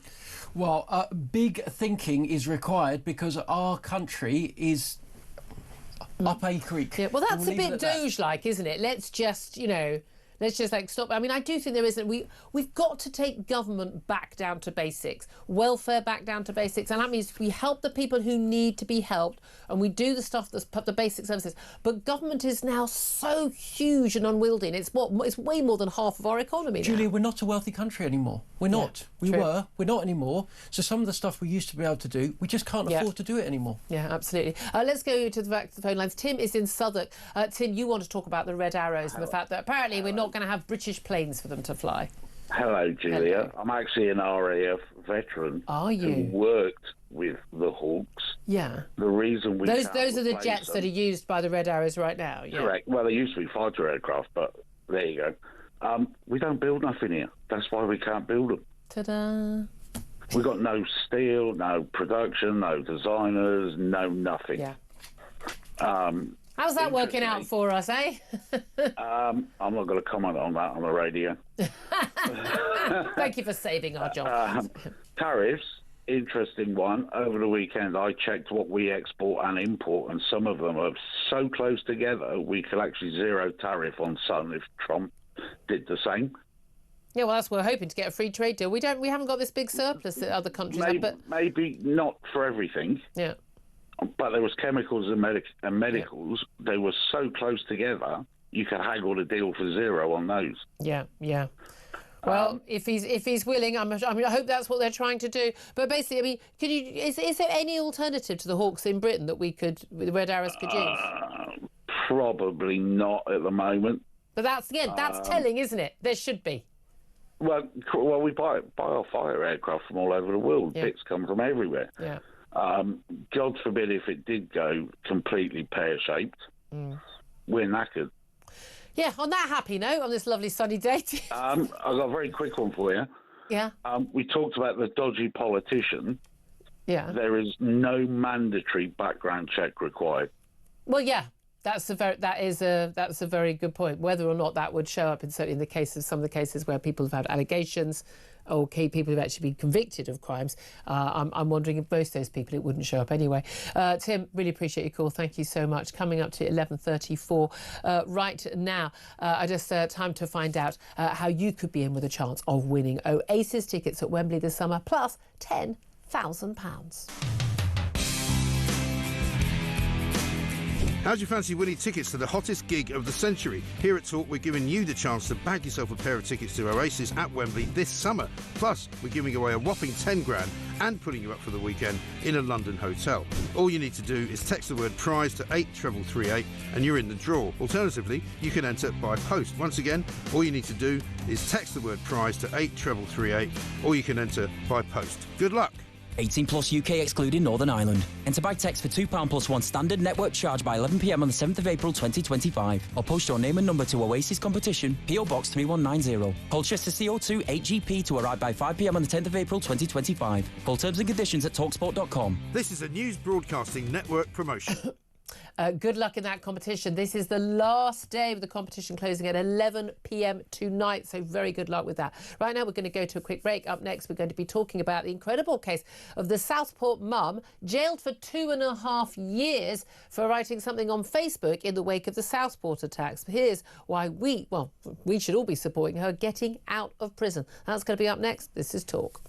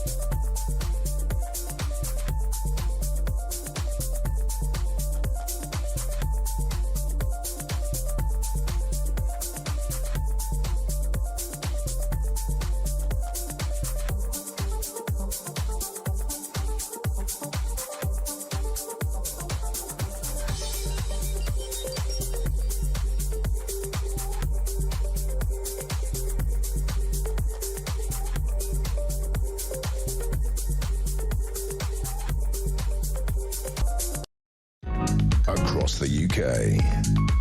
On DAB+, on your smart speaker, on your smart TV, and on your side. This is Talk. This is Talk, the home of common sense, with me, Julia Hartley-Brewer. Very much appreciate you joining me. Now, let's talk about a woman by the name of Lucy Connolly. I don't know if you saw the Telegraph over the weekend. My good friend Alison Pearson wrote an incredibly hard-hitting piece about Lucy Connolly. She is the Southport mum. She's got 2 children, and she is currently behind bars serving a 2.5-year sentence for her involvement in the post-Southport attack riots. Her involvement was down to precisely, well, one post on Facebook that was up for only 4 hours before she realised the error of her ways after writing the post and took it down.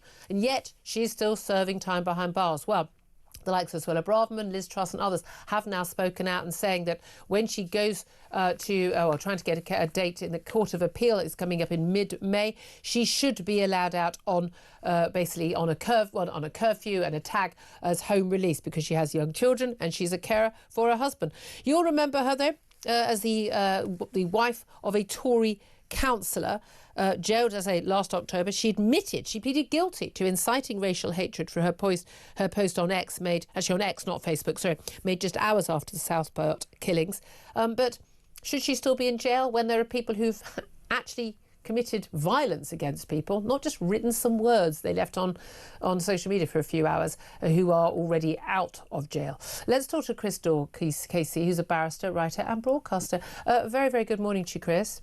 Good morning. Thanks for joining us. Now, it's important to actually read out the post that she wrote. It's a horrible, vile, racist tweet, in my view. I don't like it at all.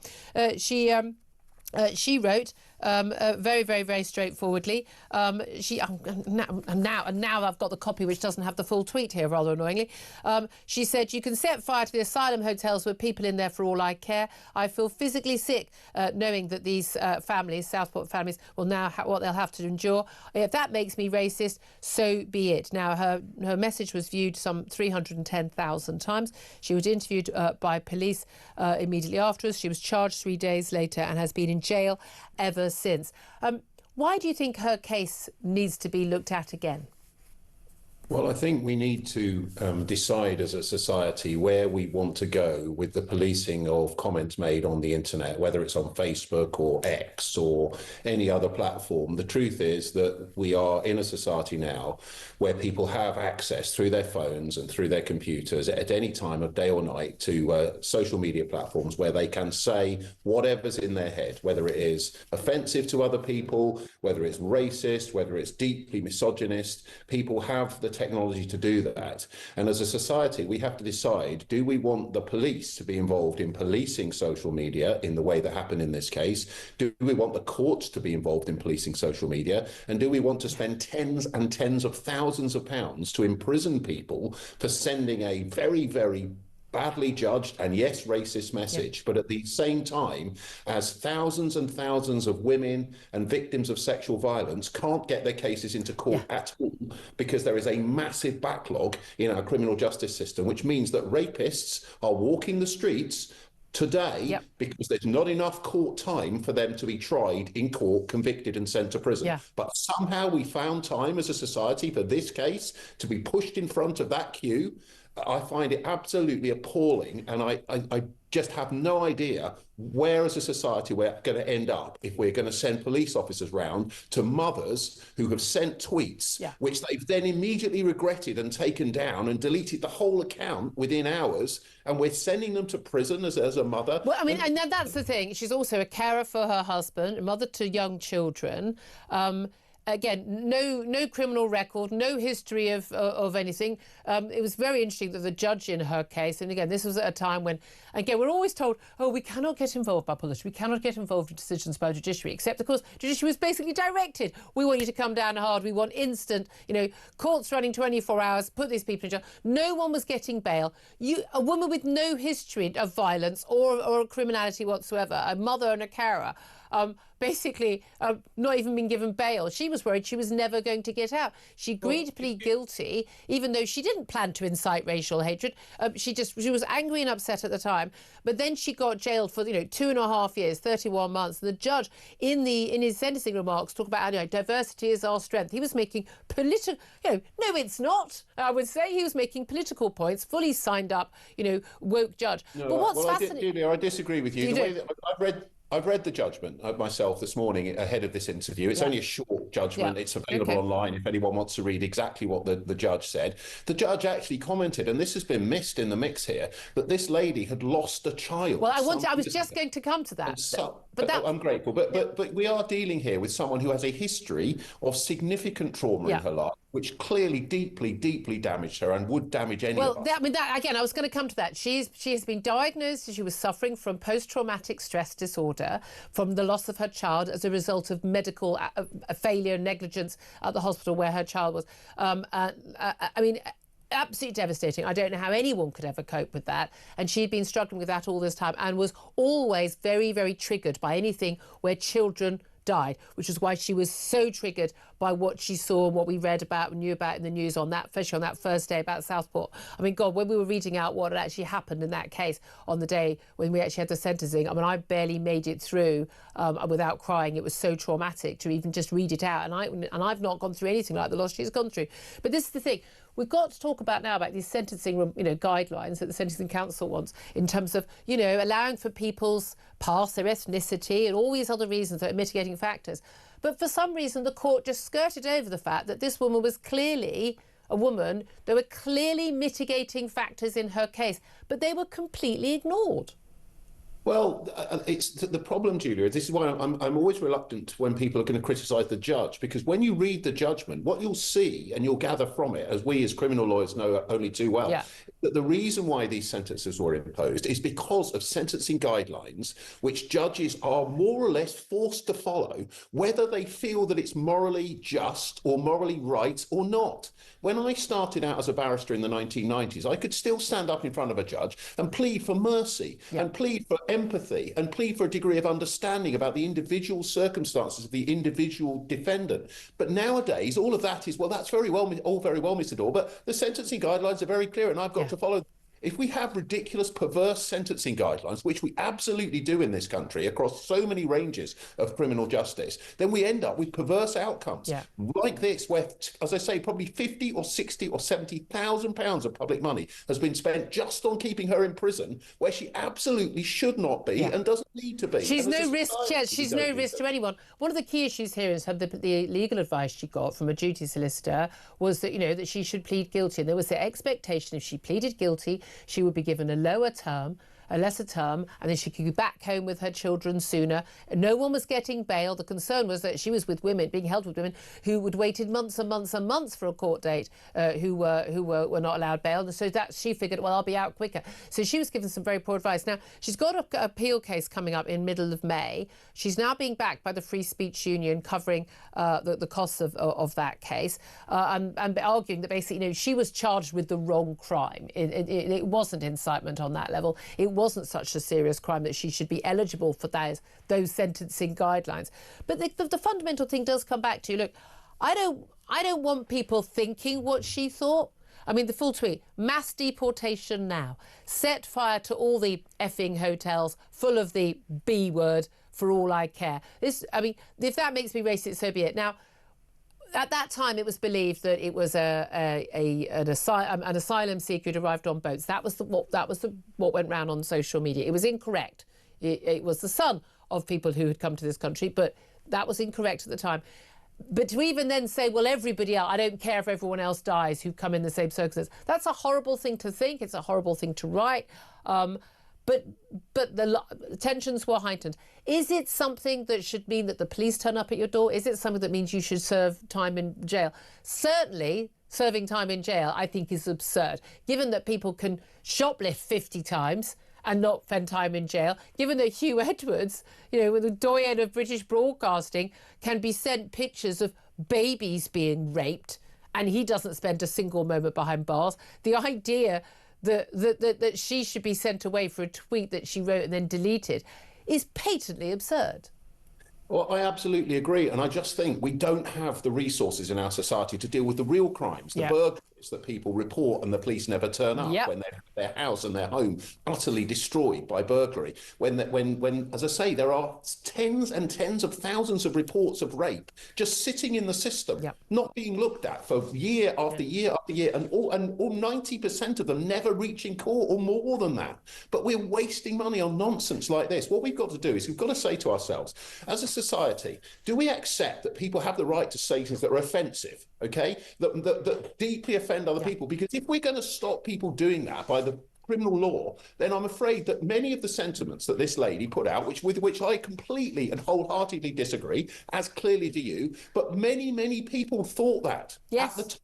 Many people have and we should be entitled to judge her in those circumstances for thinking it, but that doesn't mean she should go to prison. I mean, that's the key thing, isn't it? We're going to have to leave it there because time is against us. Crystal, Casey, a barrister, writer and broadcaster, thank you so much. Sam Armstrong, you're very much involved with the Free Speech Union. They're now backing her case. It was Alison Pearson's fantastic piece interview with this woman's husband and her family talking about that really, I mean, I've always thought she shouldn't be in prison, but I think it's really opened a lot of people's eyes to this case. We've got the likes of, of many sort of politicians who are, Suella Braverman and others, and Liz Truss and others, basically saying, she shouldn't be behind bars now. Yeah, and the interesting thing that Chris brings out there is the role of the Sentencing Council in all of this. We've heard this again and again. We've got this body of judges, of activists, you or I have never heard of. They say, for example, if you break into this country illegally, they have set the punishment at just below the level that would get you deported. Yeah. They say for her that she needs to go to prison for 2 to 3 times as long as they do. This is, I'm afraid, two-tier justice. It is. That's the reality of this country. Simple as that. Which would kind of make it racist, wouldn't it? Funny that. 11:49 is the time. Love to hear your thoughts on that case. Do give us a call, 0344 499 1000. This is Talk, the home of common sense.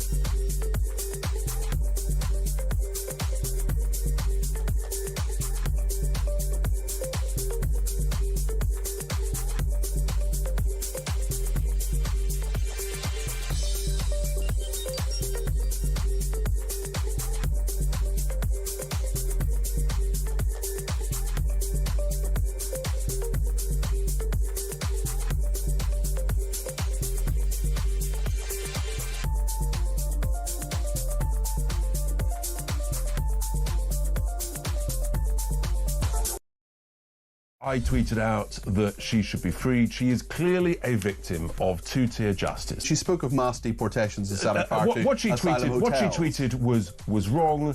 It was vile. But she realised that in the heat of the moment, she took it down 3 or 4 hours later and apologised. She is the victim of two-tier justice, and I just think it's wrong. And I've tweeted out, of course, she should not be in prison for this. Okay. Whether it's community service or whatever. Learn your lesson, but frankly, it's appalling. Across the UK, on DAB+, on your smart speaker, on your smart TV, and on your side. This is Talk. This is Talk, the home of common sense with me, Julia Hartley-Brewer. 11:51 is the time. Let's get straight to a new topic, and Israel very much in the news. This after the Foreign Secretary, David Lammy, has criticised the Tory leader, Kemi Badenoch, for doing what he called cheerleading after Israel had banned 2 Labour MPs from entering the country at the weekend. Those 2 Labour MPs, who I've got to be honest, I had not heard of at all myself, were banned from the country and deported because of their anti-Israeli campaigning. Let's talk about this right now with Nicole Lampert, who's a journalist and joins us. A very good morning to you. Julia, thanks for having me on. Well, thanks for having us, joining us. Yuan Yang and Abtisam Mohammed, I've never heard of either of them. They were deported on Saturday after intense questioning by Israeli authorities, basically about their activities, what they were planning to do in the country, and after they had repeatedly campaigned against Israel and for boycotting of Israeli goods and the like. Seems to me Israel acting within its own laws. If you're coming here to this country to stir up trouble, you're anti-Israel, not sure we want you here. I can't see what the problem is, can you? Exactly. I mean, I think Labour's forgotten what it's like to police people at your borders, people that aren't fans of yours. So I think that's one of the problems, and I think that's why they're turning it into an attack on Kemi Badenoch, who is saying perhaps that we shouldn't let people into our country who don't like us. Yeah. So I think there's absolutely nothing wrong with banning them. They knew that there was a chance that this would happen. This has happened to politicians, more famous politicians from America that weren't allowed in. So they should have been warned. If they weren't, why were they not warned? And what were they doing there? It seemed to me that they're there for their propaganda reasons only. Yeah. So I'm not surprised why Israel would. No, indeed. I mean, and Sam Armstrong, I guess, when he's pointed out that actually, Labour were quite, people quite happy. Jackie Smith, when she was Home Secretary, banning Israeli politicians, Hert Fielders from Holland and others. Chris Bryant, currently in government, he had wanted Trump banned from coming to this country. Not just David Lammy wanted him banned from speaking in Parliament. Elected president, elected leader of our biggest ally. But no, that's fine. I mean, their point is, well, these are elected parliamentarians. This is wrong. But they weren't on a parliamentary delegation. They weren't diplomats representing our country. They're campaigners and activists. Frankly, I think they should spend a little bit more time worrying about the people living in their constituencies who are probably struggling right now than worrying about what's going on the West Bank of Israel. But I would just very much like our country to spend a little bit more time not letting people into our country who hate our country and would... I mean, and these women, they believe in, the destruction of Israel. They don't believe that Israel should exist. Why would any country allow in people who actively campaigned publicly on that? Exactly. You do wonder why Labour have made such an issue out of it. And I can only think it's because they want to distract us from other things. Because, all of what you said is right. These are not people that were there for friendly purposes. And although David Lammy said that they were there on a parliamentary delegation, we don't know what that parliamentary delegation was there for, but they haven't told us what charity they were there for. They weren't planning to go to any of the October 7 sites. They were planning to go to the West Bank. And there's been plenty of films and there's lots of news stories going on about what's going on in the West Bank. They certainly don't need to be there. Yeah. And what they just at home in their constituencies, there are local elections coming up. It seems to me that Gaza, Israel has become a kind of an easy way to get votes from certain people in the community, and perhaps that's the reason. It's instead of kind of mending potholes and doing all the things that MPs getting the bins collected, and that's the thing. I mean, it's just really interesting in Birmingham. A lot, it's been pointed out that a couple of the local MPs, literally they've done questions at PMQs, written questions, speeches, campaigning all the time, spoken in debates. Barely ever about any of the issues in their constituency, like one mention of bins, whereas the rest of the time it's all about Gaza. It's Gaza this, Gaza that, or it's some other external issue, as opposed to worrying about what the local people actually need and want. And I think that is a real issue. And there's actually a very interesting report today suggesting that this is dividing us. That the UK security is warning that the Gaza issue is harming integration in this country, so, for and against. And we shouldn't be divided as a nation, as a population, about what is happening overseas. Absolutely. I mean, there's 2 points. Like, one is that all these discussions that are going on in Parliament absolutely makes no difference to the war going on in the ground. And none of these people mention Hamas and the difficulty of Hamas, and that you have this terrorist organisation next to you who is vowed to destroy you. And even this morning, sending over rockets from an area that Israel hasn't gone into, from a humanitarian zone. And that's what Israel's having to deal with. And that's one of the things, again, I notice pretty much all the reports on what's going on in that war are always involving, obviously, terrible deaths of Palestinians in Gaza, but never mentioning the number of rockets that are still going into Israel, which thankfully are stopped by the Iron Dome. And of course, we've seen lots of big question marks about the numbers, the figures that Gazan authorities, the Hamas authorities have put out about deaths, and basically looking at 1-for-1 civilian for military deaths in Gaza, which has never been achieved by any military, including our own. But there is that issue, isn't there, over the mistakenly identified Gaza aid workers who were killed by the IDF. Bodies of 15 aid workers, including 8 medics working for the Palestinian Red Crescent Society, were found in a mass grave, along with their vehicles also buried by the IDF. Now, you're not going to be worrying about, you know, burying a vehicle unless you're trying to hide something. There's clearly been a terrible either tragedy or a crime that has been committed by IDF soldiers at this point. It's understood they claim that these people weren't identified as being medics, as being charity workers, when in fact footage shows that they were clearly identified. Some of the footage they found, you know, on mobile phones of those who were buried suggests that something horribly different went wrong from what went on than what the IDF are claiming. It is important to call out when either mistakes or bad actors within the IDF commit crimes, isn't it? It is important to also call that. That happens in the British military, American military, and every military. But we need to call it out when it happens. It absolutely needs to be called out. It happens in every army. It happens in every war. And the fog of war makes things difficult. Just on this particular incident, it happened in an area where there was fighting going on. Yep. The IDF troops had been fighting with Hamas people who had left, and then it appears that this ambulance came to try and get those bodies. Yeah. But one of the problems is that Hamas uses ambulances to travel around. So, and a drone had identified them as behaving strangely, erratically. This van stopped and suddenly people are running out. You're obviously in a war zone. You're going to react to that. Yes. And also, the IDF did tell the UN exactly where they'd buried this, and they say that they buried it as they always do, to stop animals getting to the body. Except doesn't quite work for the vehicles, does it? But again, I think, these things need to be investigated, but I don't think we should be holding Israel to a higher standard than we hold our own military or anyone else. That is the key. There will be some wrong-uns, mistakes can be made. That doesn't mean the whole war is unjustified on Israel's side. Nicole Lampert, thank you so much for joining us. We're going to take a little quick break with the news, then we're going to be back talking more about those Trump tariffs, more of your calls as well. This is Talk, the home of common sense.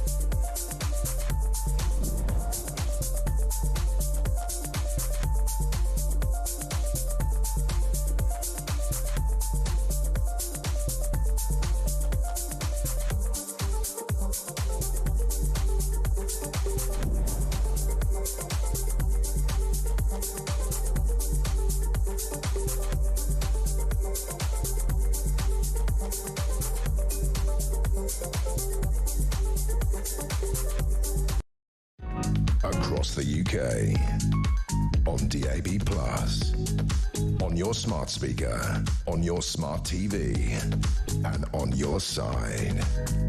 This is Talk.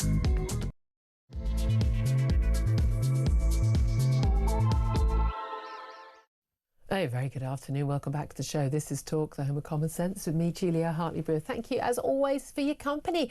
Whether you're listening on DAB Plus Radio or on your smart speaker, watching on YouTube or on your connected device, thank you indeed for joining us. I'm with you live all the way until 1 o'clock. Coming up in this hour, we're going to be talking more about the impact of those Trump tariffs. Of course we are. Markets plummeted this morning around the world, particularly in Asia, but London's FTSE 100 index dropped sharply by almost 6% since opening. This comes in the wake of those Donald Trump tariffs on every country around the world over the weekend. There are now fears of a global recession. Well, the government here announced a relaxation of net zero rules, which penalise car manufacturers for the sale of diesel and petrol cars. But frankly, it's tinkering stuff. This is literally rearranging the deck chairs on the Titanic. The Prime Minister is making a speech in the next couple of hours in the West Midlands, and he is going to say that he's prepared to use industrial policy to, he says, shelter British business from the storm. But can he do that? Bearing in mind some of Britain's biggest car manufacturers already talking about suspending exports to the US, one of their biggest markets. That's including Jaguar Land Rover. Plus, we're going to talk more about the Red Arrows. The display team may be trading in the iconic fleet of British-made Hawks, now 50 years old, to, wait for it, Russian-designed jets. I kid you not. The proposal has been blasted as outrageous, which of course it is, and a betrayal of the Red Arrows Royal, showcasing British industry and reinforcing the reputation of the UK. This is absolute madness and tells you exactly where we are as a nation and our political leaders' view of our nation. Plus, we're going to be talking about the NHS. Cash-strapped hospitals have written off 256 million quid owed by foreign patients because of failures to properly check they were entitled to free NHS treatment, which often they aren't. I think, frankly, it's probably in the early billions and not just a quarter of a billion, those figures, because no one asks and no one checks. Anyway, that is all coming up. Plenty more besides. I do want to hear from you. What should Keir Starmer do to help Britain as Trump tariffs hit the economy, cause stock markets to plummet? Tell us your ideas. We've had quite a few ideas in already. Give us a call on 0344 499 1000. Text the word TALK in your message to 87222. Get in touch with us on X at Talk TV. And don't forget, of course, calls are charged at the national rate. Text costs £1, standard network rate message. Also, I'd love to hear from you, particularly on the on these jets. I just find it extraordinary that the Red Arrows could be not just in foreign-built, designed and owned jets, but they could be in ones that were designed by Russia. We're a joke of a country if this goes ahead. We are a joke of a country. And with our leaders are making us a laughing stock. I'd love to hear your thoughts on this. 0344 499 1000. Before we go to our first guest in this hour, though, let's go to Sam Armstrong, who's a commentator. He's joining me throughout the show. Markets been plummeting. FTSE 100 plummeting by almost 6%. These are big drops. We've seen Hong Kong, Japan, everywhere. We've seen these markets go down. We're going to be seeing them, in America too. Now, this is on the EU markets. This is going to have an impact. It's a direct, clear impact of those tariffs. Fears of a global recession, fears of a global tariff war. In particular, of course, after China retaliated, how could they not? 34% tariffs. They've added on to that as well. Where do you think this ends? Well, the only honest answer I can give you, Julia, is I don't know. Anybody talking about it on the television doesn't know. Yeah, who claims they know. Keir Starmer doesn't know, and perhaps most worryingly of all, I don't even think Donald Trump knows. Yeah. Trying to predict this man is incredibly difficult.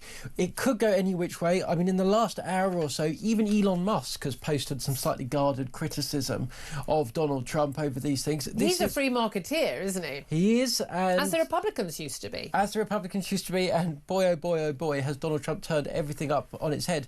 The only thing I can hope is that our government is smart enough to try and make the most of this opportunity rather than doggedly sticking to the world it wished did exist, which was that world that existed while we were still in the EU. Let me just read a latest post on Truth Social by Donald Trump. This was in the last 15 minutes before we go to our next guest. Our oil prices are down, interest rates are down, the slow-moving Fed should cut rates, food prices are down, there isn't capitalised, no inflation, and the long-time abused USA is bringing in billions of dollars a week from the abusing countries on tariffs that are already in place. This is despite the fact that the biggest abuser of them all, China, whose markets are crashing, just raised its tariffs by 34% on top of its long-term ridiculously high tariffs. Not acknowledge my warning for abusing countries not to retaliate. They've made enough for decades, taking advantage of the good old USA.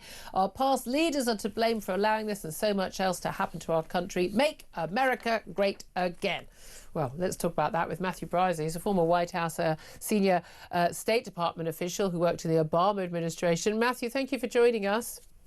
Hey, Julia, great to be with you. Thanks for this. Well, look, the tariffs haven't caused a problem for the US. No one should retaliate. He's warned people about doing that. There's no inflation. Everything's fine. It's going to all make America great again.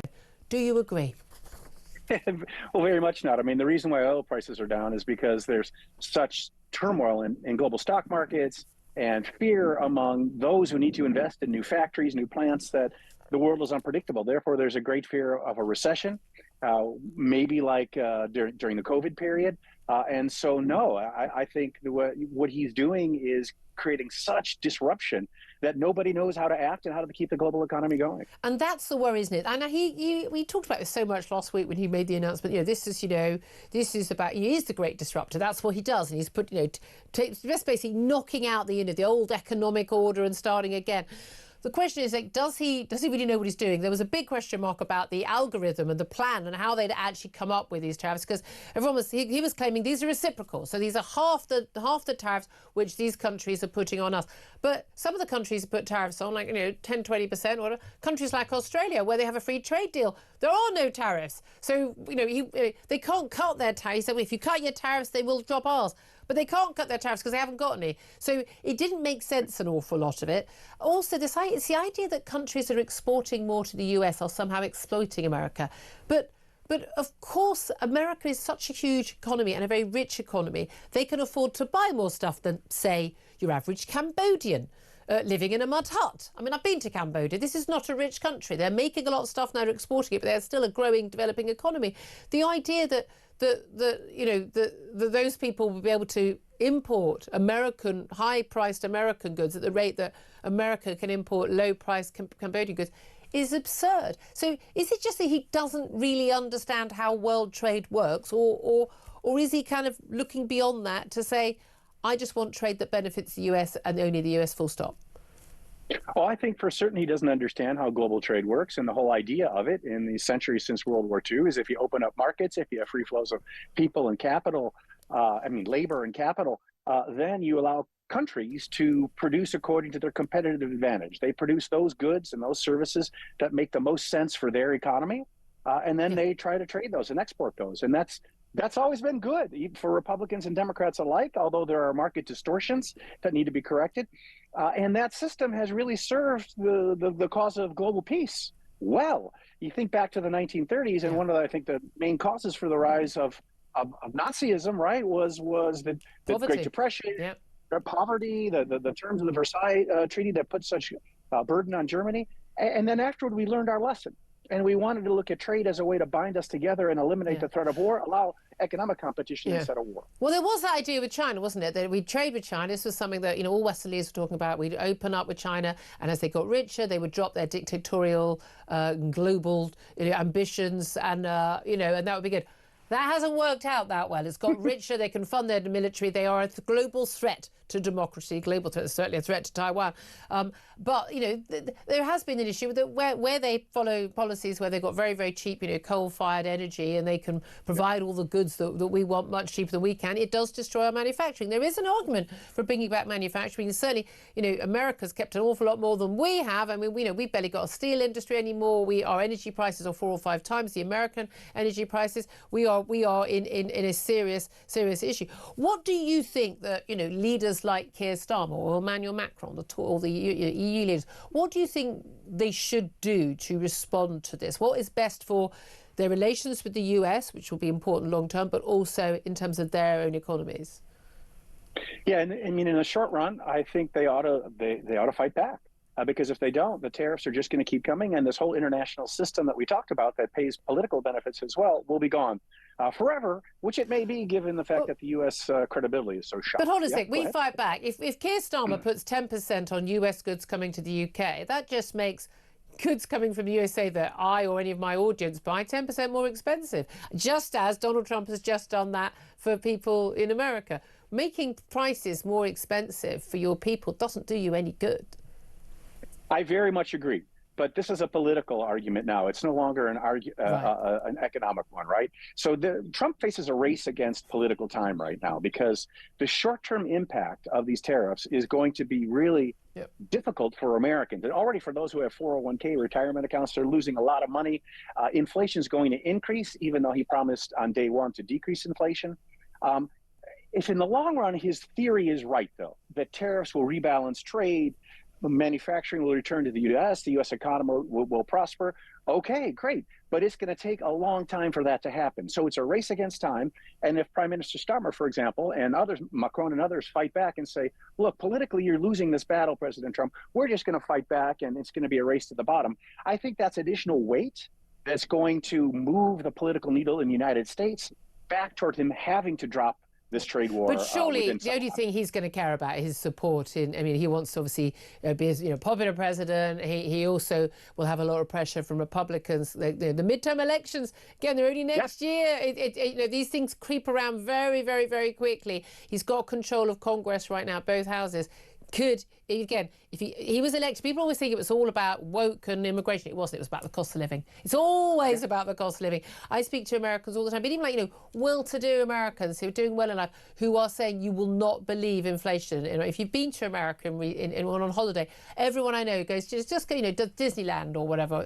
They are absolutely flabbergasted by how expensive America is. Whereas we used to go to America and go, wow, this is so cheap. Everything, food, hotels, buying clothing and stuff, it's so cheap. It is not a cheap country anymore, and Americans are feeling it too. If he doesn't deal with the cost of living, and tariffs are likely to put up the cost of living, as you say, not just in the short term, but the next few years, then he's going to lose both houses. He's then a lame duck president for 2 years, isn't he?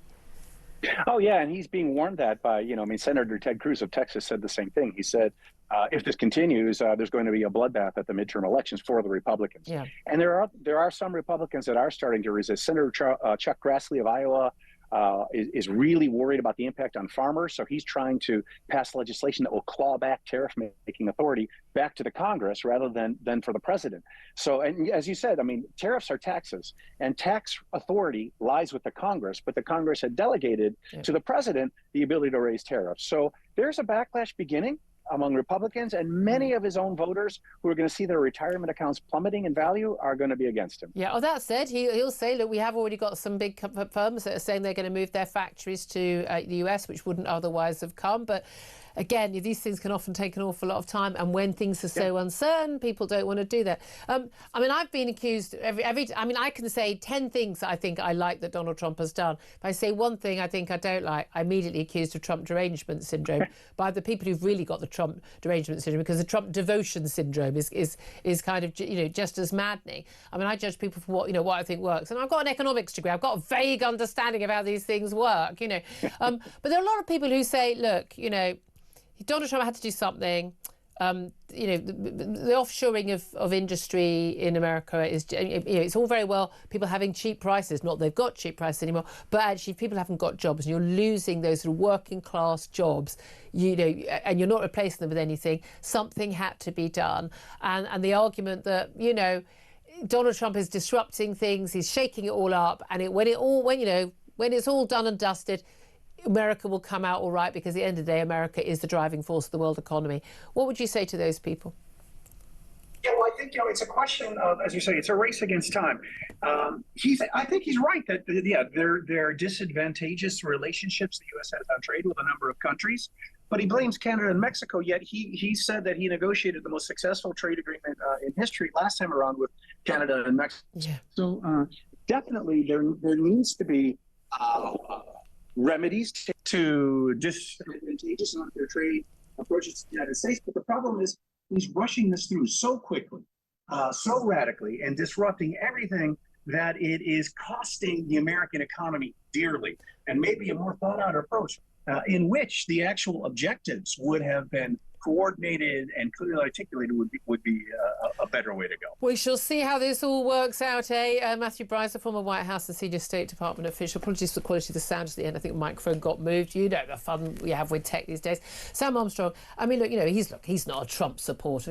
I think one of the things I find really frustrating about this debate is blind devotion to everything Trump does as good, or blind refusal to accept that some of the things that, a lot of the things that Donald Trump's doing are good. And I find it so infuriating. You just get abused, from either side, as opposed to just saying, is this a good policy? Is this a sensible policy? There is an argument, and I do understand a lot of people saying, all the experts say this is a terrible idea. Well, a lot of people say, well, those experts have been calling a lot of things over the years. They've been wrong about they're the experts who said you shouldn't leave the EU. Remember those job losses we were going to have when we left the EU? Then you got all those experts who told us that we were all sort of, saying the wrong thing when it came to COVID policies and the like. And again, that was all, most of the stuff they were spouting was abject, unproven lies, absolutely absurd. And then you get to things like climate. Honestly, virtually everything. People saying, net zero and green jobs. This is all it's abject nonsense. It's all untrue. So I can really understand why people say, and immigration and economic benefit. The experts have been telling us stuff for years across the board that these things are good for us, and they're often not good for us. They're often untrue. They're not unproven. So I can understand why people don't trust the economists and the experts in business saying these tariffs were better. There is an argument that maybe something good will come of it. Yeah, and let's be clear what is not tenable, which is the status quo. People in this country, people in the West, everywhere you go, have been feeling themselves get gradually poorer over the last 30, 40 years. They can feel it, they can see it. And look, it's fine if you're in high finance. It's fine if you're in academia. It's fine if you're in one of these ivory towers. But for millions of people, things have been getting worse. And they're the people. We live in a democracy, and they voted for change. And who are we to say? In the end, I actually get quite nervous when all economists are united on something. Yes, exactly. Because the one thing you know about economics is it is such an imprecise science. It is based on things that nobody understands, and there are no firm, real, absolute conclusions. So who knows? Donald Trump might be right. I suspect, on balance, this is going to be a minor net. I think there's going to be some benefits. I think there's going to be some costs. But nobody, I mean nobody, that is going on television today and saying Donald Trump is all bad and all the rest of it, knows enough to tell you, absolutely guaranteed, that they're right and he is wrong. And Donald Trump alights on a real problem, which is people are and have been getting poorer while they have been told they're getting richer, and enough is enough. And people, they know. I say it's really interesting that the average American voter has not had an increase in their standard of living for 20 years, and everyone goes, these figures are America's so much richer than us. It is so distorted by the number of billionaires they have who have huge amounts of money. And again, if their incomes are going up, but if inflation goes up more, then I'm sorry, it doesn't cover it. If you think that's true over there, you should have a look at here, right? Oh, absolutely. This country has got massively poorer GDP per capita. When you take out immigration, America's got about 30-40% richer since 2008. We've stayed the same.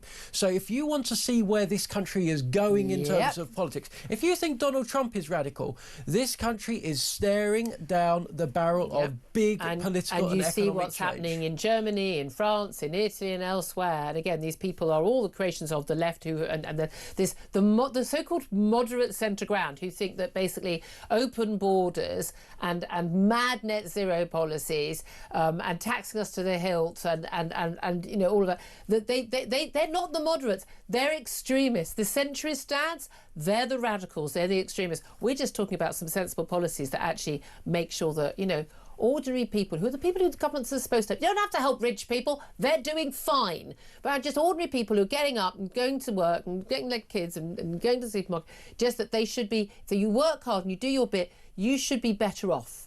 You should be better off than your parents, your kids should be better off than you. And if that doesn't work, the American dream or the British dream as it should be here, then something has to give. I mean, again, I'm trying to keep my mind open on all this. I don't think it's going to work out well for Britain, certainly. I don't think it's going to work out that well for Donald Trump. But I don't think he has a plan, but he can change his mind at any time, so things could change. I don't know. There may be a whole big plan involving China.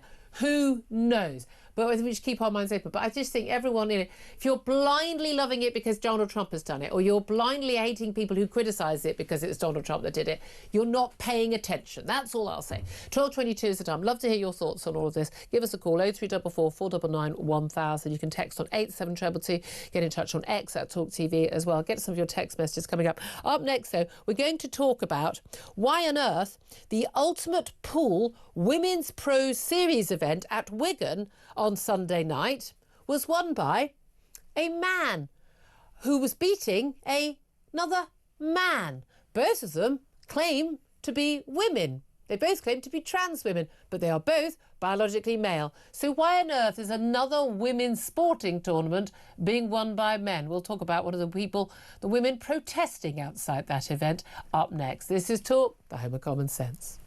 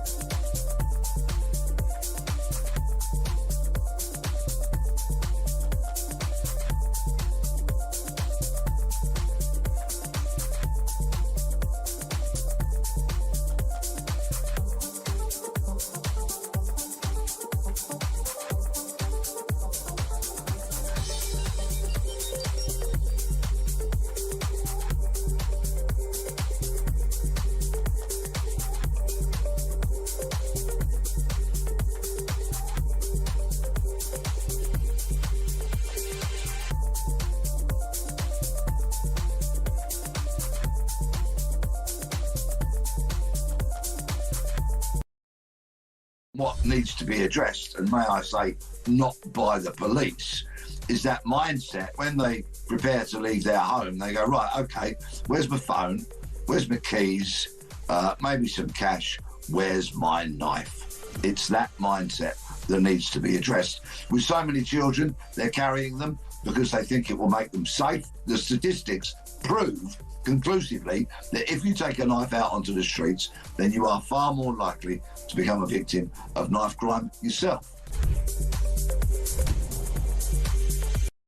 Across the UK, on DAB+, on your smart speaker, on your smart TV, and on your side. This is Talk.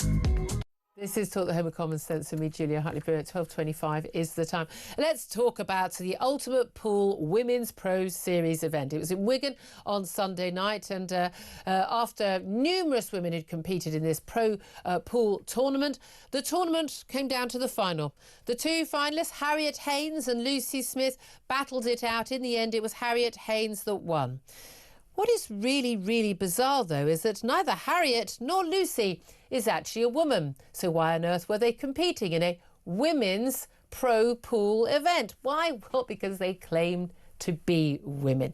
They are trans women, i.e. trans-identified men. Biological males. This has been called out by the usual sensible folk. Former Olympic swimmer Sharon Davies, a regular on this show, calling it, great words, bloody ridiculous and grossly wrong in every way. I know Helen Joyce, who we speak to many times as well from Sex Matters, pointing out, what are the odds of that? Well, let's talk about this with Jean Hatchett. She's one of the many women who protested at the event. Very good afternoon to you, Jean. Good afternoon. Thank you for having me. Well, thank you so much for joining us. This just happens all the time, whether it's swimming or boxing or football, cricket, whatever. We're constantly being told, I don't know why women have got such a fuss about this. We should be inclusive. There are very, very few trans women who want to get involved in sport. I don't know what the big deal is. And yet again and again and again, we see trans-identified men, let's call them what they are, winning these tournaments, whatever it is, whether it's, boxing, an Olympic medal, whether it's swimming in women's, women's college swimming in America, whatever it is, more and more men are winning these awards. Talk us through what your protest was about yesterday.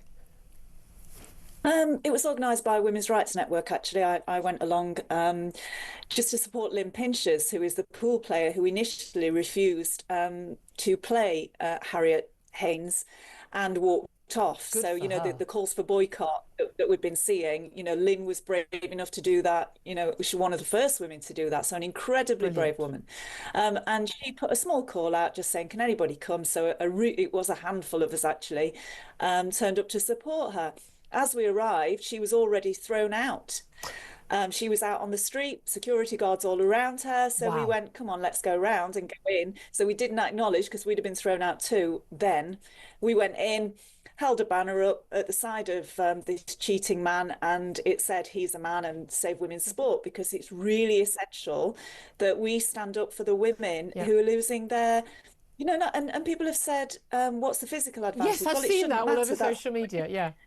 Women's competition, and it's a working class competition as well, basically, isn't it? And there's prize money there. Yeah. So those two men have taken the two top prizes. But here's the thing. If there was no difference between men and women in pool, then they would be playing in the men's event, wouldn't they? But they clearly couldn't win the men's event. And there is a physical difference. There's a physical size. There's eventually strength, length of your arms, your power in your shoulders. How tall you are. There are loads of physical differences between men and women which play out in every sport. There's even a physical difference and a brain difference. Women and men playing at chess, which is an entirely non-physical sport. There's a reason why there were these tournaments set up so that women could get ahead. That's the thing I don't understand. It's like, it's a women's tournament. The proof is on this. The tin says it all. It's a women's tournament. But this is the thing. I love that the top female player who was ousted, again, it was 4 female-born opponents. Of course, women. Let's call them what they are. Women were beaten for them to get through.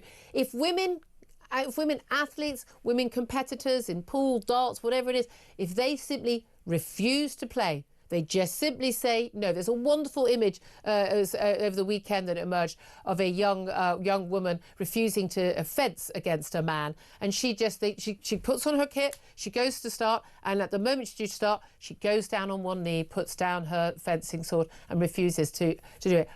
I'm in awe. I'm in awe of this woman. If every single female competitor said, no, we just won't play. We will not play against cheats, as you say, which is what these men are, it wouldn't happen. Yeah. But we need everyone to do that. Yeah, I think it's difficult because we were there yesterday and we saw the young woman who was playing Harriet Haynes before we jumped in with the banners. And they have to be brave to do that. And, Lynn's an older woman and she's done it. However, we can't really force them. So it is sometimes up to middle-aged women like me, nothing to lose, no investment in the sport, can't be sanctioned, to run in there and say, no, this is not fair. We do it on behalf of those women who kind of, they're not quite confident enough yet. But the thing is, there were blokes at the side of me who turned round and said, can't you have them removed? And about you guys? Us, yeah. And, can't you get these out of here or something like that? And I said, why are you happy with that man playing that woman? And he said, well, she's earned the right, everybody's accepted her. And I said, no, women haven't accepted her. No. That's why we're here. There's been forced. But again, no one is saying that someone who identifies as trans can't play pool in a pro competition. They just have to play in the competition that suits their biological sex. It's as simple as that. There's an open competition. Well, there you are then. Done. And there's a mixed competition. Those men had no right to be there and no need to be there. But my partner challenged him on the way back in. We'd been for a pint after we got thrown out, and they manhandled us, by the way, quite heftily.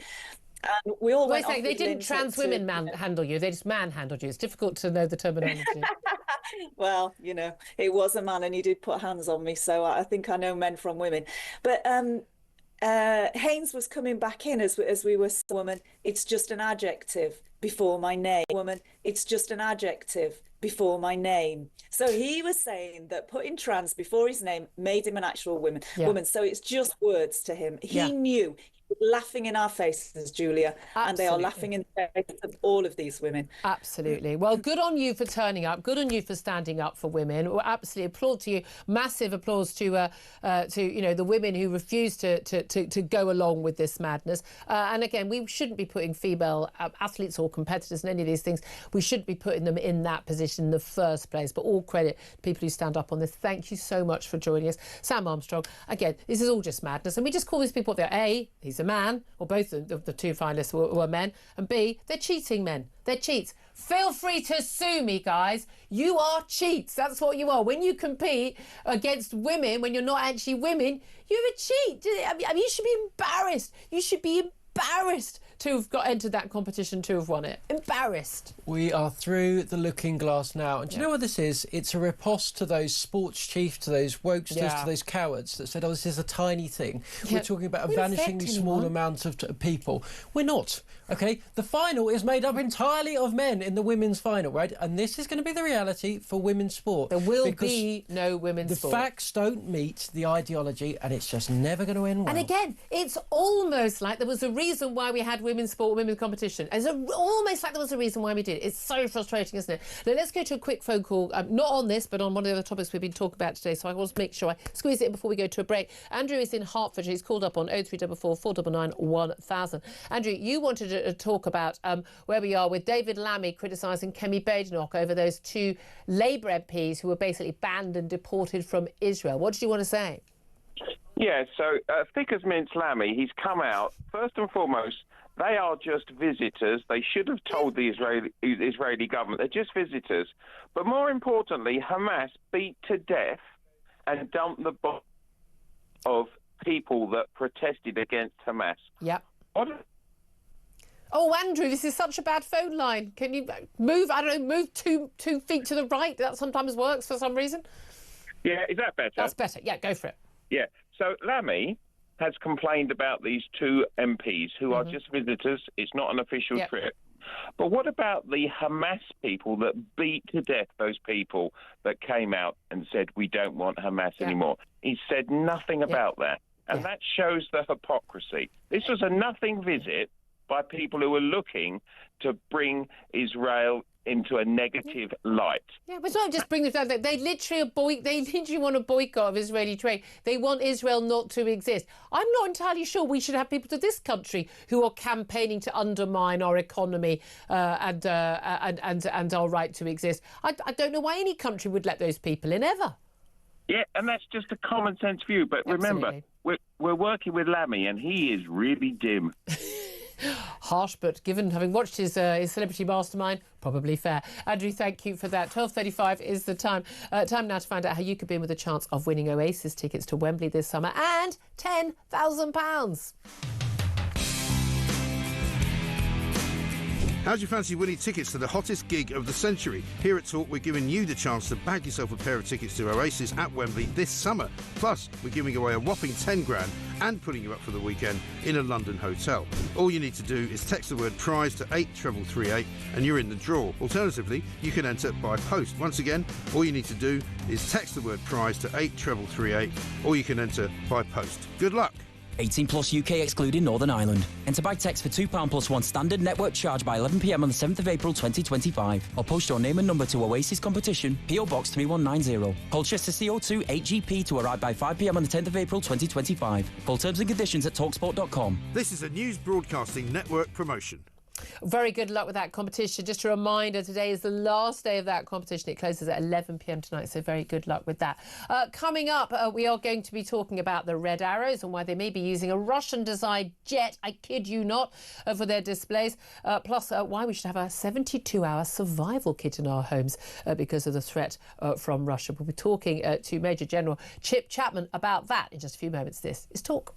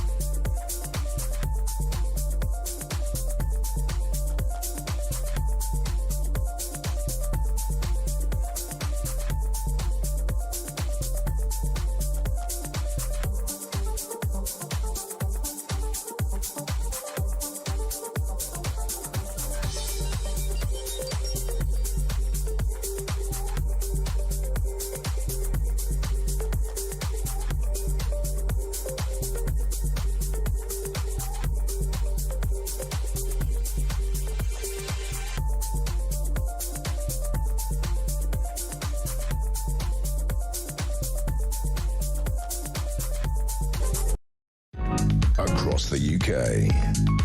On DAB+, on your smart speaker, on your smart TV, and on your side.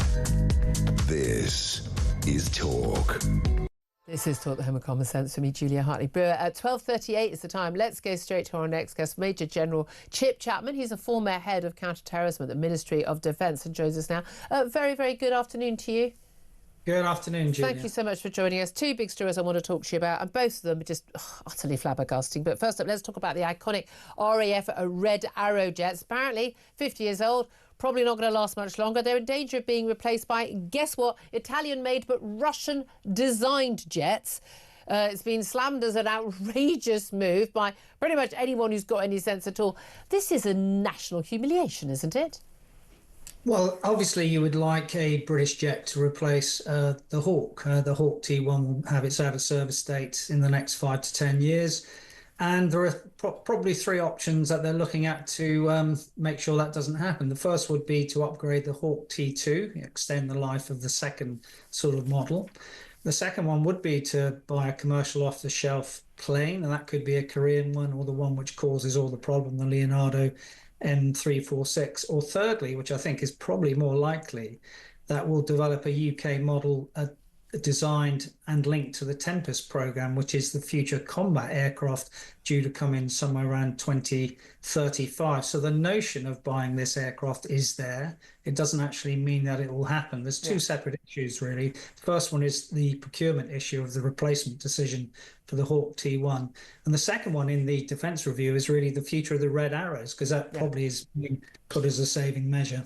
And again, we all want cost cutting, we understand that. But again, they perform an important role in terms of showcasing our nation. We V-Day, commemorations, coronations, other big state occasions, having those Red Arrows. We've got them on the screen now. It's absolutely mesmerising watching them. Other countries, I've watched in France. I've watched the French version as well. And equally impressive, and of course same colours as well, so you can kind of pretend it's the Red Arrows when you're there. But this thing, this is about showcasing, British, brilliance, our kit, our training, our expertise. It's the ability to perform these amazing manoeuvres, this professionalism, the bravery. It's incredibly brave what these pilots do as well. But if we're just going to we need to cut some costs, so we'll tick that off. It doesn't really do anything useful. We'll tick that off. But actually is part of sort of advertising our country and what we do to the world, isn't it? Yeah, it is. And although I said it will be put up as a saving measure, which I know it has, that doesn't mean it's going to be taken. It's what's known as the Royal Yacht. The problem is a Royal Yacht is a measure which you think is beyond contemplation, but the Royal Yacht was actually binned about 20 years ago. I was in favour of bidding the Royal Yacht, I've got to be honest with you. Sam Armstrong's rolling his eyes here. I know some people feel very strongly about it. You could just hire a fancy yacht that some oligarch owns and borrow that when you need to go on a foreign trip and you're the Queen or the King. Yeah, that's true. What I wouldn't say, though, in this decision, particularly how it's been framed with the Russian-Italian axis, is that is really old news in the sense that when the Soviet Union ended in the early 90s, there was a collaboration between Aeromacchi, which doesn't now exist, and the Russians, which made commercial sense of trying to bring the Russians into the commercial world. That ended in 2000, so it's a completely different thing. They went down a procurement route on the Yak 130. The Italians went down a different route. They're completely separate aircraft. But here's the thing, Chip. It is that we're in a situation where, isn't it just an embarrassment that we're supposed to be a major military power? I know we're nowhere near up there with the Americans, the Russians, and the Chinese, but we're supposed to be a serious player, and we don't have a jet. What does that tell us? Well, I think that's why you'll see that this will probably be part of the Tempest program for the future. Yeah.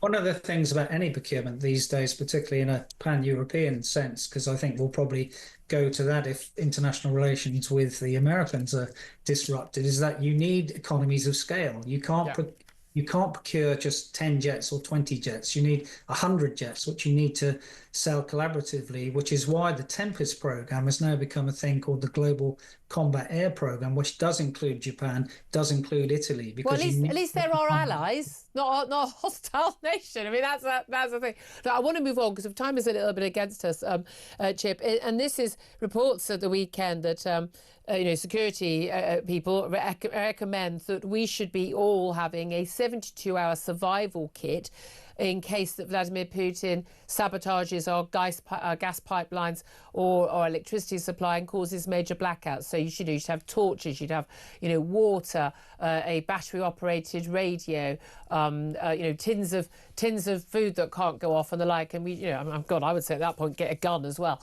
But we are absolutely in a situation where we are incredibly vulnerable to our energy supplies being cut off like that. Gas supplies in pipes largely coming from Norway, electricity supplies in cables under the sea.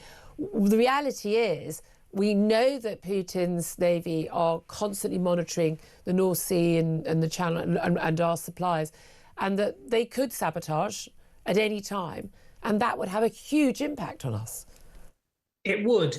It works both ways, though. So the game can be played both ways. And indeed, Russia would argue that we've played it both ways. There's no real evidence of that. So, for example, the Russian Rostelecom in February said that its underwater cables in the Baltics had been severed by external influence. And at the same time, 2 other cables in the Gulf of Finland were being repaired, which were Russian cables. The fact is, there is malign activity, but most of the cables which are interfered with internationally are from either seismic or weather events, or from anchor dragging, which may be benign, or from bottom fishing. So cables do get cut. There is a repair capability of cables. What we have to look out for is the fact that they've been surveyed by the Russians and we can do something about them. Now, is something being done about that? Yes, it is. So, for example, in a UK sense, we've just procured last year a thing called the Multi-Role Ocean Surveillance Ship. We've also run on life of HMS Scott, a ship life enhancement program. In the Baltic itself, there's a new NATO operation there, Baltic Sentry, using both artificial intelligence and other drones to surveil all the Russian shadow fleet. So it's not a benign environment for the Russians as well. I think it is very hard to actually sever the lifeblood of the UK to an extent where you would have that need and necessity for a 72-hour package. Because we live in an environment which is essentially benign compared to Europe, where you do have earthquakes and things like that. Well, yeah, we do. But again, and there is always going to be the risk, again, but part of the point is that we don't go around, deliberately trying to attack these sort of supply lines because we're not trying to provoke a war, where we see that Russia's activities are, again and again are provocative, and we tend not to act. But, bad things can happen. You can have a tsunami. We're very lucky, as you say, we live in a zone where we don't live with those things. But we are nevertheless far too vulnerable to either a deliberate or an accidental impact on our supply lines. That's just not tenable in the modern age, when everything is reliant on, particularly electricity. I mean, gas in terms of running our industry, heating our homes and the like. But electricity is pretty much everything.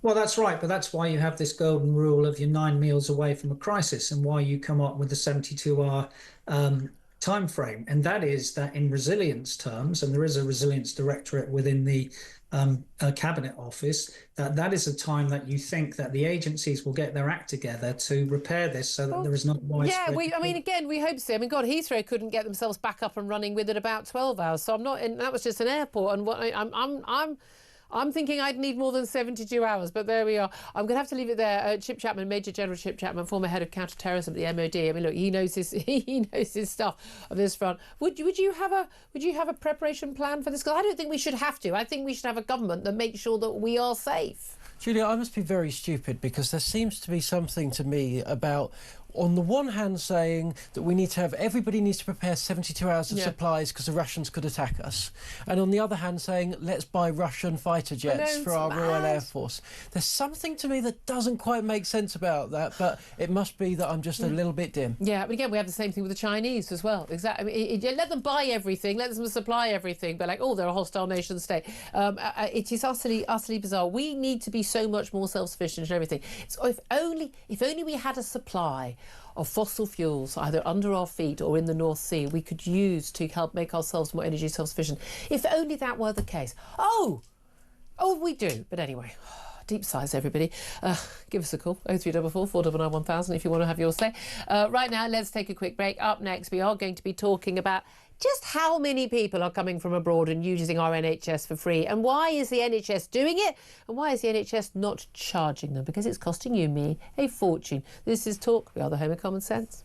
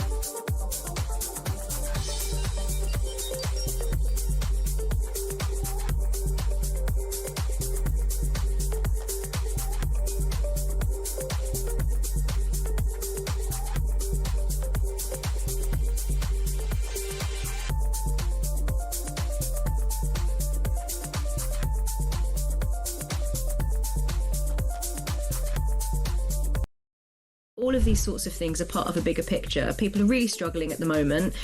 We have a changing global economic situation. It is not sensible to continue to be committed to these entirely ideological net zero targets, particularly when other countries around the world are still producing so much coal and using gas and don't have these commitments.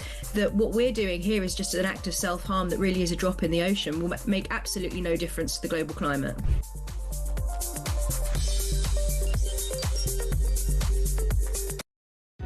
Across the UK, on DAB+, on your smart speaker, on your smart TV, and on your side. This is Talk. Very good afternoon. Welcome back to the show. 12:51 is the time. Let's talk right now about the NHS. It's the National Health Service, not the International Health Service. But whenever there are reports about foreign patients not only just coming over and using our NHS, basically, if you're getting an operation on the NHS and getting treatment on the NHS, you're putting someone who's here, British and entitled to the NHS, down the list. It's as simple as that. But when you don't even pay for it, when you're due to pay for it, then we start getting a bit angry. But we're looking at more than £250 million being owed by foreign patients because of failures to properly check they were actually entitled to free NHS treatment when they weren't.